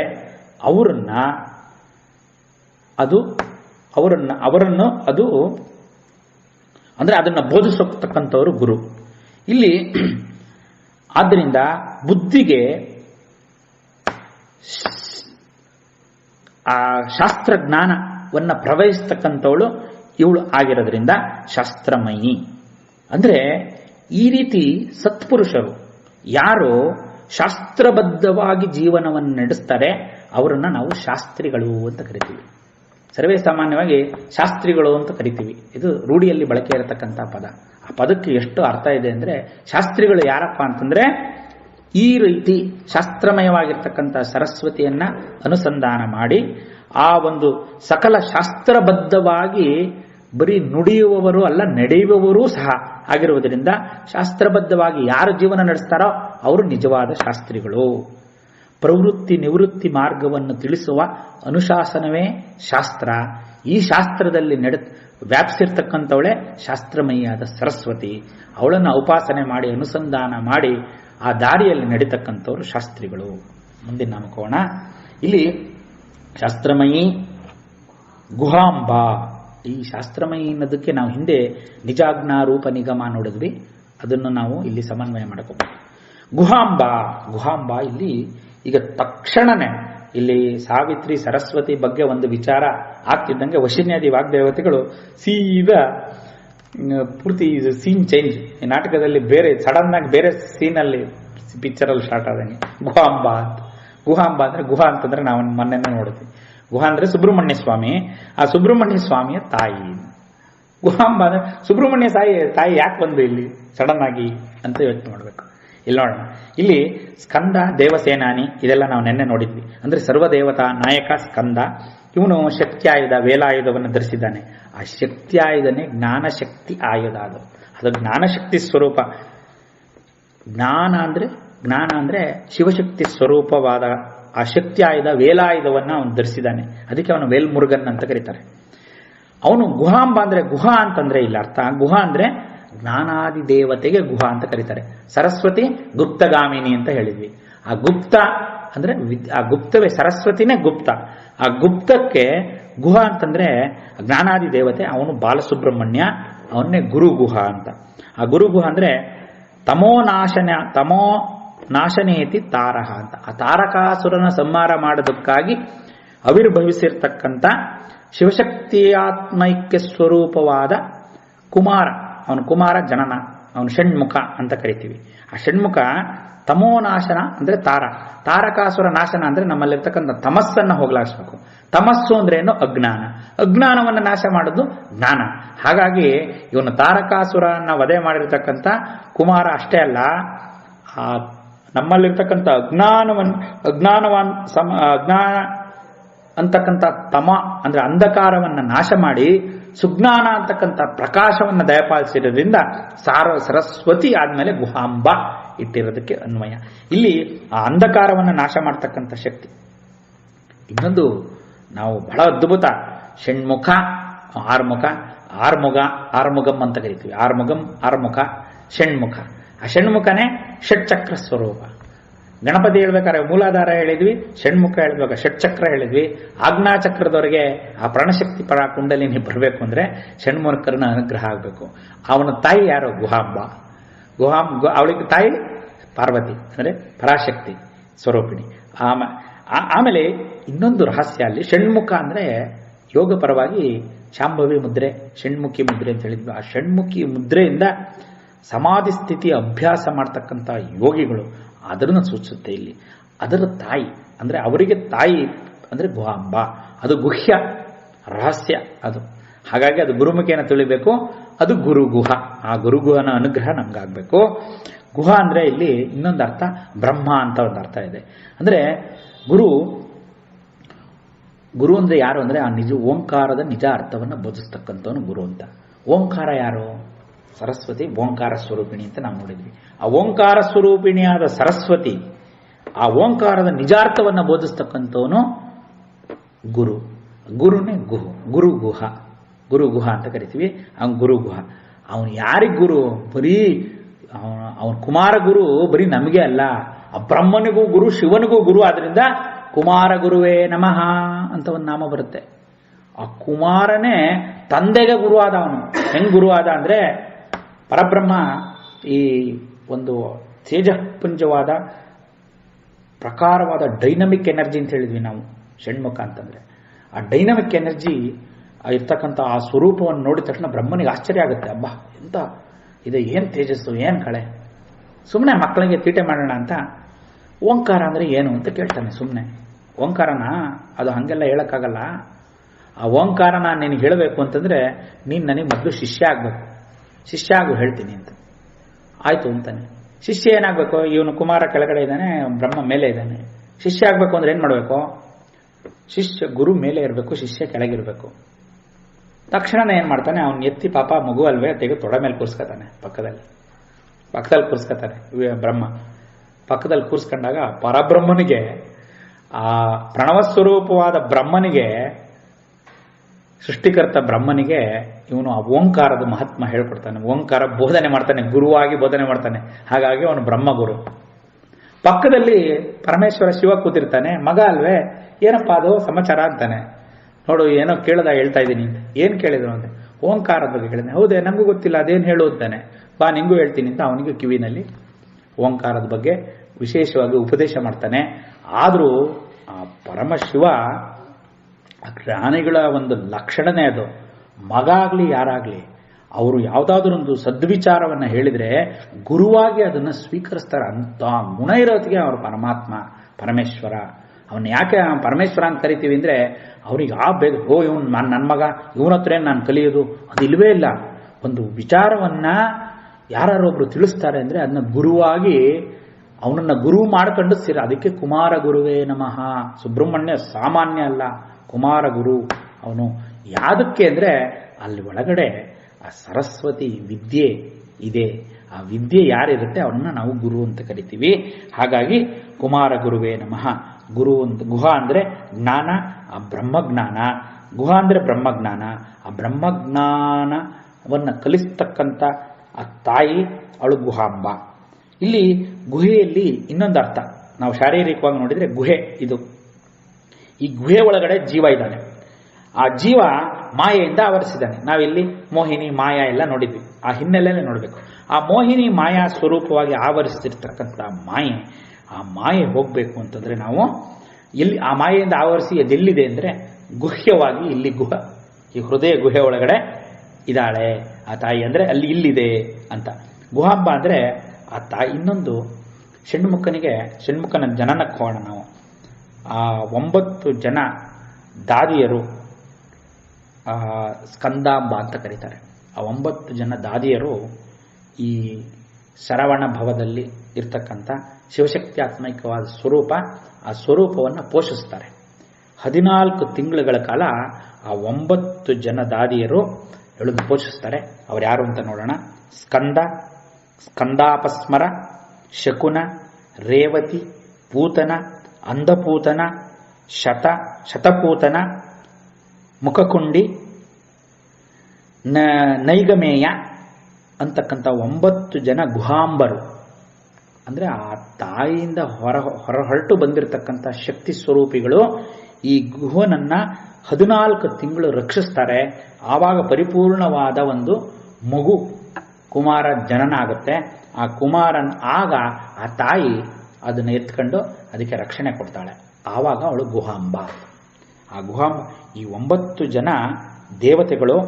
ಈ ದೇವತೆಗಳ ಸ್ಮರಣ ಮಾತ್ರದಿಂದ ಈ ದೇವತಾಕವಾದ ನಾಮ, ಈ 9 ಜನದ ನಾಮ ತಗೊಂಡ್ರೆ ಸಾಕು, ಮಕ್ಕಳಿಗೆ ರಕ್ಷಣೆ ಸಿಗುತ್ತೆ.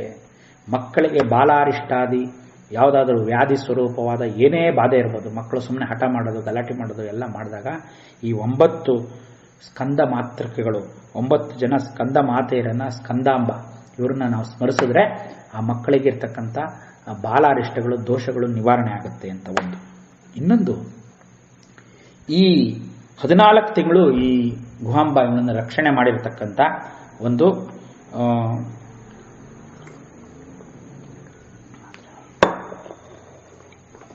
ಮಕ್ಕಳನ್ನು ರಕ್ಷಣೆ ನೀಡಿದ್ದಾರೆ. ಆ ದೇವತೆಗಳು ಅವ್ರ ಕೆಲಸ ಬೇರೆ ಇದೆ. ಈ ದೇವಪಿತೃಗಳಿಗೆ ಪೂಜೆ ಮಾಡದೇ ಇದ್ದಾರೆ.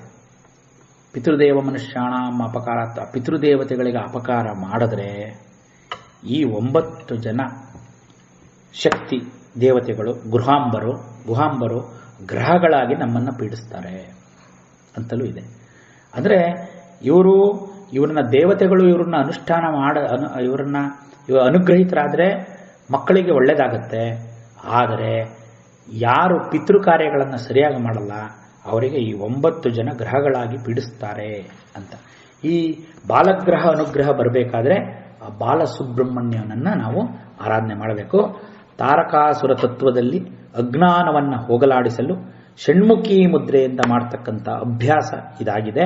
ಆ ಷಣ್ಮುಖಿ ಮುದ್ರೆಯ ತಾರಕೋಪದೇಶ ತತ್ವ, ಆ ತೇಜೋಧ್ಯಾನದ ಸೋಪಾನವಾಗಿ ಅಧಿಕಾರಿ ಅಂತರ್ಮುಖದಲ್ಲಿ ಆನಂದ ಪರವಶವಾದ ಓಂಕಾರ ನಾದಾನುಸಂಧಾನವನ್ನು ಮಾಡುತ್ತಾ ನಾದಕ್ಕೂ ಅತೀತವಾದ ಪರಬ್ರಹ್ಮ ಸ್ವರೂಪಿಯಾದ ಶ್ರೀದೇವಿಯನ್ನ ಹೊಂದುತ್ತಾರೆ. ಈ ತತ್ವ ನಿರೂಪಣೆ ಈ ನಾಮದ ರಹಸ್ಯ. ಇಲ್ಲಿ ಅದನ್ನೇ ಯೋ ವೇದ ನಿಹಿತಂ ಗುಹಾಯ ಪರಮೇ ವ್ಯೋಮನ್, ತೈತರೀಯ ಉಪನಿಷತ್ತು. ಯೋ ವೇದ ನಿಹಿತಂ ಗುಹಾಯ, ಯಾವ ವೇದಗಳಲ್ಲಿ ಗುಹ್ಯವಾಗಿ ಏನನ್ನ ಹೇಳಿದ್ದಾರೆ ಅದು ಅರ್ಥ. ಇನ್ನೊಂದು ಯೋ ವೇದ ನಿಹಿತಂ ಗುಹಾಯ, ಇಲ್ಲಿ ಗುಹೆ ಒಳಗಡೆ ಪರಮೇ ವ್ಯೋಮನ್, ಆ ಪರಮೇ ವ್ಯೋಮ ಅಲ್ಲಿ ಒಳಗಡೆ ಹೃದಯಾಕಾಶ, ಚಿದಾಕಾಶ, ಧಾರಾಕಾಶ, ವ್ಯೋಮನ್ ಪರಮೇ ವ್ಯೋಮನ್ ಯೋ ಸ್ಮೃತೆ ಸರ್ವಾನ್ ಕಾಮಾನ್ ಸಹ. ಅದು ಹಾಗೆ ತೈತರೀಯ ಉಪನಿಷತ್ತು ವಿಸ್ತಾರ ಮಾಡ್ತಾ ಹೋಗುತ್ತೆ. ಇದು ಗುಹಾಂಬ. ಮುಂದಿನ ನಾಮ ನೋಡಬೇಕು, ಇನ್ನೂ ಅದ್ಭುತ. ಗುಹ್ಯರೂಪಿಣಿ. ಈ ಥರ ಸರಸ್ವತಿ ಆದ ತಕ್ಷಣ ಗುಹಾಂಬ, ಸರಸ್ವತಿ ಶಾಸ್ತ್ರಮಯಿ ಆದ್ಮೇಲೆ ಗುಹಾಂಬ ಆದ್ಮೇಲೆ ಗುಹ್ಯರೂಪಿಣಿ. ಇಲ್ಲಿ ಬರೋಣ, ಯಾಕೆ ಗುಹ್ಯ ಇದು? ಯಾಕೆ ಗುಹ್ಯ ಅಂದ್ರೆ ಏಕೋದೇವ ಸರ್ವಭೂತೇಶು ಗೂಢ, ಒಬ್ಬನೇ ಪರಮಾತ್ಮ ಸರ್ವಭೂತಗಳಲ್ಲೂ ಗೂಢ ರಹಸ್ಯವಾಗಿದ್ದಾನೆ ಎಲ್ಲ. ಆ ಪರಮಾತ್ಮ ತತ್ವ ಆತ್ಮತತ್ವವಾಗಿ ಜೀವವಾಗಿ ಪ್ರತಿಯೊಂದು ಜೀವಿಗಳಲ್ಲೂ ಗೂಢವಾಗಿ ರಹಸ್ಯವಾಗಿ ನಡೆಸ್ತಾ, ಅದು ನಮಗೆ ತಿಳಿಗೊಡಲ್ಲ, ಅರ್ಥ ಆಗಲ್ಲ. ಅದು ತಿಳಿಬೇಕು ಅಂದ್ರೆ ಸರಸ್ವತಿ ಅನುಗ್ರಹ ಆಗ್ಬೇಕು ನಮಗೆ. ಆ ಸರಸ್ವತಿ ಶಾಸ್ತ್ರಮಯಿ ಶಾಸ್ತ್ರಗಳ ಮೂಲಕ ಆ ಸರಸ್ವತಿ ಅನುಗ್ರಹ ಆಗ್ಬೇಕು. ಇಲ್ಲ ಅಂದ್ರೆ ಬಿಡ, ನಾವು ಏನೋ ಅರ್ಥವಲ್ಲ, ಅಜ್ಞಾನವೇ. ಎಷ್ಟು ಜನ್ಮ ಎತ್ತ ಬಂದರೂ ಅಜ್ಞಾನವೇ. ಗುಹ ಅಂದ್ರೆ ಇಲ್ಲಿ ಇನ್ನೊಂದು ಹೃದಯ ಸ್ಥಾನ ಅಂತ ನಾನು ಹೇಳಿದೆ. ಆ ಹೃದಯ ಸ್ಥಾನದಲ್ಲಿ ಆತ್ಮರೂಪಿಣಿಯಾಗಿರ್ತಕ್ಕಂಥ ತಾಯಿ ಗುಹ್ಯರೂಪಿಣಿ ಅಂತ. ಇಲ್ಲಿ ಉಪನಿಷತ್ ಶಾಸ್ತ್ರವೇ ಗುಹ್ಯಶಾಸ್ತ್ರ. ಗುಹ್ಯತರ ಗುಹ್ಯತಮ ಅಂತೆಲ್ಲ ನಾವು ಉಪದ್ಘಾತದಲ್ಲಿ ವಿವರಣೆ ಮಾಡಿದ್ವಿ. ಆ ಇದಂ ಗುಹ್ಯತಮಂ ಶಾಸ್ತ್ರಂ, ಭಗವದ್ಗೀತೆಯಲ್ಲಿ ಭಗವಂತ ಕೃಷ್ಣ ಆಧ್ಯಾತ್ಮನೇ ಅಂಥದ್ದು. ಇದಂ ಗುಹ್ಯತಮಂ ಶಾಸ್ತ್ರ. ಎಲ್ಲರಿಗೂ ಯಾಕದ್ದು ಸಿಗಲ್ಲ ಅಂದ್ರೆ, ವೇದ ಎಲ್ಲ ಬಾಯ್ಪಾಠ ಮಾಡ್ಬೋದು, ಕಂಠಪಾಠ ಮಾಡ್ಬೋದು, ಹೇಳ್ಬೋದು. ಅದರೊಳಗಡೆ ಇರ್ತಕ್ಕಂಥ ಸಂಕೇತಾರ್ಥ, ರಹಸ್ಯಾರ್ಥ ಇದೆಲ್ಲ ತಿಳಿಬೇಕು ಅಂದ್ರೆ ಅದು ಗುಹ್ಯ. ಅದಕ್ಕೆ ಆ ತಾಯಿ ಅನುಗ್ರಹ ಆಗಬೇಕು, ಸರಸ್ವತಿ ಅನುಗ್ರಹ ಆಗಬೇಕು. ಆ ಇದಂ ಗುಹ್ಯತಮಂ ಶಾಸ್ತ್ರಂ. ಆ ಗುರುಮೂರ್ತಿ ಅಂತ ಮುಂದೆ ನಾಮ ಬರುತ್ತೆ. ಆ ಗುರುಮೂರ್ತಿಯಿಂದ ಗುಹ್ಯ ಭಕ್ತ ಜನಪ್ರೀತ ಅಂತ ಬರುತ್ತೆ. ಅಂದರೆ ಆ ವ್ಯವಹಾರ ದೃಷ್ಟಿಗೆ ಗೋಚರಿಸದಿರುವುದು ಗುಹ್ಯ ಅಂತ. ಗುಹ್ಯ ಅನ್ನೋದಕ್ಕೆ ಇನ್ನೊಂದು ಗುಹ ಅಂತಂದ್ರೆ ಹೃಲ್ಲೇಖ ಮಂತ್ರ ಅಂತ ಇದೆ. ಇದು ಮಂತ್ರಪರವಾದ ರಹಸ್ಯ. ಗುಹ್ಯ ರೂಪಿಣಿ ಗುಹಾಂಬ ಅಂತಂದ್ರೆ ಯಾರು ಮಂತ್ರ ಪರವಾಗಿ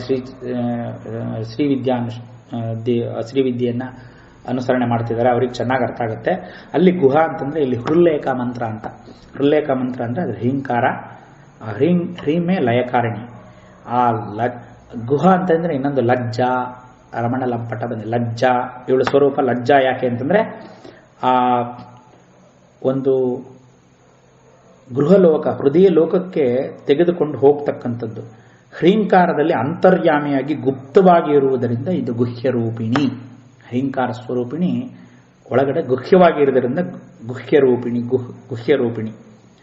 ಶಾಸ್ತ್ರಗಳಲ್ಲಿ ಮಂತ್ರಗಳಿಗೆ, ಶಬ್ದಗಳಿಗೆ ಸ್ಥೂಲವಾದ ಒಂದು ಶಬ್ದಾರ್ಥ ಅಂತ ಇರುತ್ತೆ. ಅದರ ಜೊತೆಗೆ ಗೋಪ್ಯವಾದ ಅಂತರಾರ್ಥ, ರಹಸ್ಯಾರ್ಥಗಳಿರುತ್ತೆ. ಆ ಗೋಪ್ಯವಾದ ಅಂತರಾರ್ಥ, ರಹಸ್ಯಾರ್ಥಗಳು ಶ್ರೀದೇವಿಯ ಅನುಗ್ರಹವಿಲ್ಲದೆ ಆ ಗೋಪ್ಯ ಭಾವಾರ್ಥಗಳು ಸ್ಫುರಣೆ ಆಗುವುದಿಲ್ಲ, ಗೊತ್ತಾಗೋದಿಲ್ಲ. ಅದು ಎಷ್ಟೋ ಜನಿಗೆ ಇಷ್ಟ ಆಗೋದಿಲ್ಲ. ಇದೆಲ್ಲ ಕೇಳಕ್ಕೆ ಆಗಲ್ಲ. ಕೆಲವರಿಗೆ ನಿದ್ದೆ ಬಂದ್ಬಿಡುತ್ತೆ. ಇನ್ನು ಕೆಲವರಿಗೆ ಅಯ್ಯೋ ಬಿಡಪ್ಪ ಇಷ್ಟೊಂದು ಹೇಳ್ತಾ ಇದ್ದಾರೆ, ನಮ್ಮ ತಲೆ ಒಳಗೆ ತಗೊಳಕ್ಕಾಗಲ್ಲ ಅಂತ ಕೆಲವ್ರಿಗೆ ಆಗೋದೇ ಇಲ್ಲ. ಇನ್ನು ಕೆಲವರು ಎಲ್ಲೆಲ್ಲೋ ಹುಡುಕೊಂಬರ್ತಾರೆ. ಅಂದರೆ ಏನಂದ್ರೆ ಇದು ಅದಕ್ಕೊಂದು ಪುಣ್ಯ ಇರಬೇಕು, ಜೊತೆಗೆ ಆ ದೇವತಾ ಅನುಗ್ರಹ ನಮಗಿರಬೇಕು. ಹಾಗಾಗಿ ಆ ವಿದ್ಯಾರೂಪಿಣಿಯಾದ ಶ್ರೀದೇವಿನೇ ಗೋಪ್ಯ ಸ್ವರೂಪಿಣಿ. ಅದಲ್ಲದೆ ಷಣ್ಮುಖಿ ಮುದ್ರೆ ನಾನು ಹೇಳಿದೆ, ಅಂತರ್ಯಾಗದಲ್ಲಿ ಕೇಳಿಸ್ತಕ್ಕಂಥ ಓಂಕಾರ ನಾದದ ಕಳೆ ಅನಾಹತವೆನಿಸಿ ಗೋಪ್ಯ ಅನಿಸಿದೆ. ನಾವು ಹೊರಗೆ ಕೇಳುವುದೆಲ್ಲ ಶಬ್ದ ಆಹತ ಶಬ್ದ, ಒಳಗಡೆ ಇರ್ತಕ್ಕಂಥದ್ದು ಅನಾಹತ ಶಬ್ದ. ಒಂದು ವಸ್ತು ಮತ್ತೊಂದು ವಸ್ತು ಕಲೆತು ಉಂಟಾದ ಶಬ್ದ ಆಹತ ಶಬ್ದ. ಅನಾಹತವು ಅಂತರ್ಯಾಗ ಮತ್ತೆ ಜ್ಞಾನಶೋತ್ರದಿಂದ ಕೇಳ್ತಕ್ಕಂಥದ್ದು. ಹೊರಗಿನ ಶಬ್ದ ಆಕಾಂಕ್ಷಾಂತರ್ಗತವಾದ ಕಳೆಗಳಿಂದ ಉಂಟಾಗಿದ್ದು ಮತ್ತು ಲಯಗೊಳ್ಳುವುದು. ನಾದಬ್ರಹ್ಮಮಯಿ ಸರಸ್ವತಿ ವಾಗ್ದೇವಿ ಗೋಪ್ಯ ರೂಪಿಣಿ, ಗುಹ್ಯ ರೂಪಿಣಿ. ಈ ಅನಾಹತ ಓಂಕಾರ ಶಬ್ದಕ್ಕೆ ಅಭಿಮಾನಿ ದೇವತೆಯಾದ ಷಣ್ಮುಖ ಸ್ವಾಮಿ ಇರುವ ತತ್ವವನ್ನು ಅನುಸರಿಸಿ ಅವನಿಗೆ ಗುಹಾ ಎಂದು ಹೆಸರು ಬಂದಿದೆ. ಆದ್ದರಿಂದ ಇವಳು ಗುಹಾಂಬ ಗುಹ್ಯ ರೂಪಿಣಿ ಅಂತ ಸಮನ್ವಯ. ನಾನು ಅದನ್ನು ಹಾಗೆ ಓದ್ದೆ, ಯಾಕೆಂದ್ರೆ ಏನು ತಪ್ಪಾಗಬಾರದು ಅನ್ನೋ ದೃಷ್ಟಿಯಿಂದ. ಇಷ್ಟು ರಹಸ್ಯಾರ್ಥ ಇರೋದ್ರಿಂದ ಗುಹ್ಯ ರೂಪಿಣಿ. ಈ ಗುಹ್ಯ ರೂಪಿಣಿಯಾದ ಈ ತಾಯಿ ಇದು ಎಲ್ಲ ಎಲ್ಲಿ ಹೇಳಿದೆ, ಇದಕ್ಕೆ ಆಧಾರ ಏನು ಮುಂದೆ ನೋಡೋಣ. ಸರ್ವೋಪಾದಿ ವಿನಿರ್ಮುಕ್ತ ಸದಾಶಿವ ಪತಿವ್ರತ. ಸರ್ವೋಪಾದಿ ವಿನಿರ್ಮುಕ್ತ, ಸರ್ವ ವಿಧವಾದ ಉಪಾಧಿ ಅಂದರೆ ಸಕಲ ವಿಧವಾದ ನಿಮಿತ್ತಗಳಿಂದಲೂ ತೊಂದರೆಗಳಿಂದಲೂ ಬಿಡಲ್ಪಟ್ಟವಳು ಇವಳು. ಆದ್ರಿಂದ ಅಂದರೆ ಆ ಪರಬ್ರಹ್ಮನೆಂಬ ವಿದ್ಯೆಯಿಂದ, ನಾವೀಗೇನು ಹಿಂದೆ ಷಣ್ಮುಖಿ ಮುದ್ರೆ ಅಂತ ಹೇಳಿದ್ವಿ, ಅದರಲ್ಲಿ ಗೋಚರವಾಗುವಂಥ ನಾಮಾನುಸಂಧಾನದಿಂದ ಸಕಲ ಅಜ್ಞಾನದ ತೊಂದರೆಗಳ ಎಲ್ಲ ತೊಲಗಿ ಆ ಬ್ರಹ್ಮ ಸಾಕ್ಷಾತ್ಕಾರವಾಗ್ತಕ್ಕಂಥ ತತ್ವನೇ ಸರ್ವೋಪಾಧಿ ವಿನಿರ್ಮುಕ್ತ. ಇದು ಈ ರೀತಿ ಈ ತಾಯಿಯನ್ನ ಅನುಸಂಧಾನ ಮಾಡಿದರೆ ಬರತಕ್ಕಂಥ ಫಲ ಅಂದರೆ ಸರ್ವೋಪಾಧಿ ವಿನಿರ್ಮುಕ್ತ. ಇದನ್ನೇ ಆ ವಿದ್ಯೆಯಲ್ಲಿ ಮೋಹಿನಿ ವಿದ್ಯಾ, ಶಾಸ್ತ್ರವಿದ್ಯಾ, ಗುಹ್ಯ ವಿದ್ಯಾ ಅಂತೆಲ್ಲ ಏನು ಹೇಳ್ಕೊಂಬಂದಿದ್ದೀವಿ. ಇದರ ಸ್ವರೂಪಿಣಿ ಈ ತಾಯಿ. ಆ ಸರ್ವೋಪಾಧಿ ಇದರಿಂದ ಇದನ್ನ ಈ ರೀತಿ ತಾಯಿನ ಅನುಸಂಧಾನ ಮಾಡೋದ್ರಿಂದ ನಮಗೇನಾಗುತ್ತೆ ಅಂತಂದ್ರೆ ಶುದ್ಧ ಜ್ಞಾನ ಪ್ರಾಪ್ತಿಯಾಗುತ್ತೆ, ಅಜ್ಞಾನ ನಾಶ ಆಗುತ್ತೆ. ಅಜ್ಞಾನ ನಾಶ ಆದ ತಕ್ಷಣನೇ ಸರ್ವೋಪಾಧಿ ವಿನಿರ್ಮುಕ್ತ, ಎಲ್ಲ ಉಪಾಧಿಗಳು ಕಳಚಿ ನಮಗೆ ಪರಬ್ರಹ್ಮ ಪ್ರಕಾಶ ಆಗುತ್ತೆ, ಆತ್ಮ ಸಾಕ್ಷಾತ್ಕಾರ ಆಗುತ್ತೆ, ಪರಮಪದವಾದ ಮೋಕ್ಷ ಸಿಗುತ್ತೆ ಅಂತ ಅರ್ಥ. ಹಾಗಾದ್ರೆ ಅದು ಸುಮ್ಮನೆ ಸಿಗುತ್ತಾ ಮೋಕ್ಷ? ಇಷ್ಟು ಸುಲಭನೇ? ಹಂಗಾರೆ ಎಲ್ಲರಿಗೂ ಆ ವಿದ್ಯೆ ಯಾಕೆ ಸಿಗಲ್ಲ? ಇನ್ನೊಂದು ಅದಕ್ಕೆ ಒಂದು ಇಚ್ಛಿದೆ. ಅದೇನು ಅಂತ ಮುಂದಿನ ನಾಮ ನೋಡೋಣ. ಸದಾಶಿವ ಪತಿವ್ರತ. ತಕ್ಷಣವೇ ಇದು ಸದಾಶಿವ ಪತಿವ್ರತ. ಯಾಕಿಟ್ರು ಸದಾಶಿವ ವ್ರತ? ಸದಾಶಿವ ಪತಿವ್ರತ ಅಂದ್ರೇನು? ಸದಾಶಿವ ಅಂದ್ರೆ ಆ ಶಿವ ಪರಮೇಶ್ವರ, ಈ ತಾಯಿ ಅವಳ ಪತಿವ್ರತೆ. ಹೌದು, ಪತಿವ್ರತೆ ಅಲ್ವಾ? ಸದಾಶಿವ ಪತಿವ್ರತ. ಪತಿವ್ರತ ಧರ್ಮದಿಂದ ಸದಾಶಿವನನ್ನ ಹೊಂದಿ ಸದಾಕಾಲ ಕಿರುನಗೆ ನೋಡ್ಕೊಂಡು ಅವನು ನೋಡ್ತಾ ನಿಂತಿದ್ದಾಳೆ. ಇವಳು ಇದ್ದಾರೆ, ಇಬ್ರು ಇದ್ದಾರೆ. ಹಾಗಂದ್ರೆ ಏನಾಯ್ತು ಇಲ್ಲಿಗೆ ಅರ್ಥ? ಇಲ್ಲಿ ಸದಾಶಿವ ಪತಿವ್ರತ ಅಂದ್ರೆ ಶ್ರೀವಿದ್ಯಾ ಸ್ವರೂಪಿಣಿ ಈ ತಾಯಿ ಅಂತ. ಇಲ್ಲಿ ನಾವು ಅದನ್ನ ಇಲ್ಲಿ ಸದಾಶಿವ ಅಂತಂದ್ರೆ ನಾವು ಮೊದಲಿಗೆ ಸದಾಶಿವ ಸಮಾರಂಭಾಂ ಶಂಕರಾಚಾರ್ಯ ಮಧ್ಯಮಾಂ ಅಸ್ಮದಾಚಾರ್ಯ ಪರ್ಯಂತಾಂ ವಂದೇ ಗುರು ಪರಂಪರಾಂ ಅಂತ ಈ ಪೂರ್ತಿ ಗುರು ಪರಂಪರೆ ಇದೆಲ್ಲ ಬಂದಿರತಕ್ಕಂಥದ್ದು ಆ ಸದಾಶಿವನಿಂದ ಬಂದಿದೆ. ಈ ಶ್ರೀವಿದ್ಯೆ ಪ್ರವರ್ತಕ, ಮೊದಲನೇ ಪ್ರವರ್ತಕನೇ ಸದಾಶಿವ, ಶಿವ. ಆ ಸದಾಶಿವನಿಂದ ಮೊದಲುಗೊಂಡು ಆ ಸದಾ ಶುದ್ಧ ಸ್ವರೂಪವಾದ ತುರಿಯಾತೀತ ಸ್ವರೂಪನಾದ ಸದಾಶಿವ ಅಂದರೆ ಅನುಗ್ರಹಪ್ರದ. ನಾವು ಪಂಚಕೃತ್ಯಗಳನ್ನು ಹೇಳಬೇಕಾದ್ರೆ ಹೇಳಿದ್ವಿ, ಸೃಷ್ಟಿ ಸ್ಥಿತಿ ಲಯ ತಿರೋಧಾನ ಅನುಗ್ರಹ ಅಂತ. ಆ ಅನುಗ್ರಹಕ್ಕೆ ಕಾರಣನಾಗಿರ್ತಕ್ಕಂಥ ದೈವ ಅವನೇ ಸದಾಶಿವ. ಸದಾಶಿವಾನುಗ್ರಹದ, ಸದಾಶಿವದಿಂದ ಅನುಗ್ರಹ ಕೃತ್ಯ ನಡೆಯುತ್ತೆ. ಅನುಗ್ರಹ ಕೃತ್ಯ ಒಂದು ಇಲ್ಲದೇ ಇದ್ರೆ ಈ ಪಂಚಕೃತ್ಯಗಳಿರ್ತಕ್ಕಂಥ 3-4 ಕೃತ್ಯಗಳಿಗೂ ಏನು ಕಿಮ್ಮತ್ತಿನ ಕಾಸಿನ ಬೆಲೆ ಇಲ್ಲ. ಸೃಷ್ಟಿ ಆಯಿತು, ಸ್ಥಿತಿ ಆಯಿತು, ಲಯ ಆಯಿತು. ಲಯವಾದಾಗ ಅದು ಬೀಜರೂಪವಾಗಿ ತಿರೋಧನವಾಗಿತ್ತು ಒಂದು ಸ್ವಲ್ಪ ಹೊತ್ತು. ಆ ಬೀಜರೂಪವಾಗಿ ಸುಪ್ತವಾಗಿ ಮೂಲ ಪ್ರಕೃತಿ ಅವ್ಯಕ್ತವಾಗಿರ್ತಕ್ಕಂಥ ಒಂದು ಸ್ಥಿತಿ ಅದು ಮತ್ತೆ ವ್ಯಕ್ತ ಆಗಬೇಕು ಅಂದರೆ, ಉದಾಹರಣೆಗೆ ಬೀಜ ಬೀಜ ಬೀಜ ಹೇಗಿರುತ್ತೆ? ಒಂದು ಸಣ್ಣ ಪ್ರಮಾಣ, ಇಡೀ ದೊಡ್ಡ ವೃಕ್ಷದಲ್ಲಿ ಬೀಜ ಒಂದಿಷ್ಟಿರುತ್ತೆ. ಆ ಬೀಜ ಆ ಇನ್ನೊಂದು ಮರವನ್ನ ಮಾಡತಕ್ಕಂಥ ಸಕಲ ಚೈತನ್ಯವೂ ಬೀಜದಲ್ಲಿರುತ್ತೆ. ಎಷ್ಟಿರುತ್ತೆ? ಸಣ್ಣದು ಬೀಜ, ಅಷ್ಟು ಸಣ್ಣ ವಸ್ತು ಇಡೀ ಗಿಡದಲ್ಲಿ ಬೀಜ. ಆ ಸಣ್ಣ ವಸ್ತುವಿನಲ್ಲಿ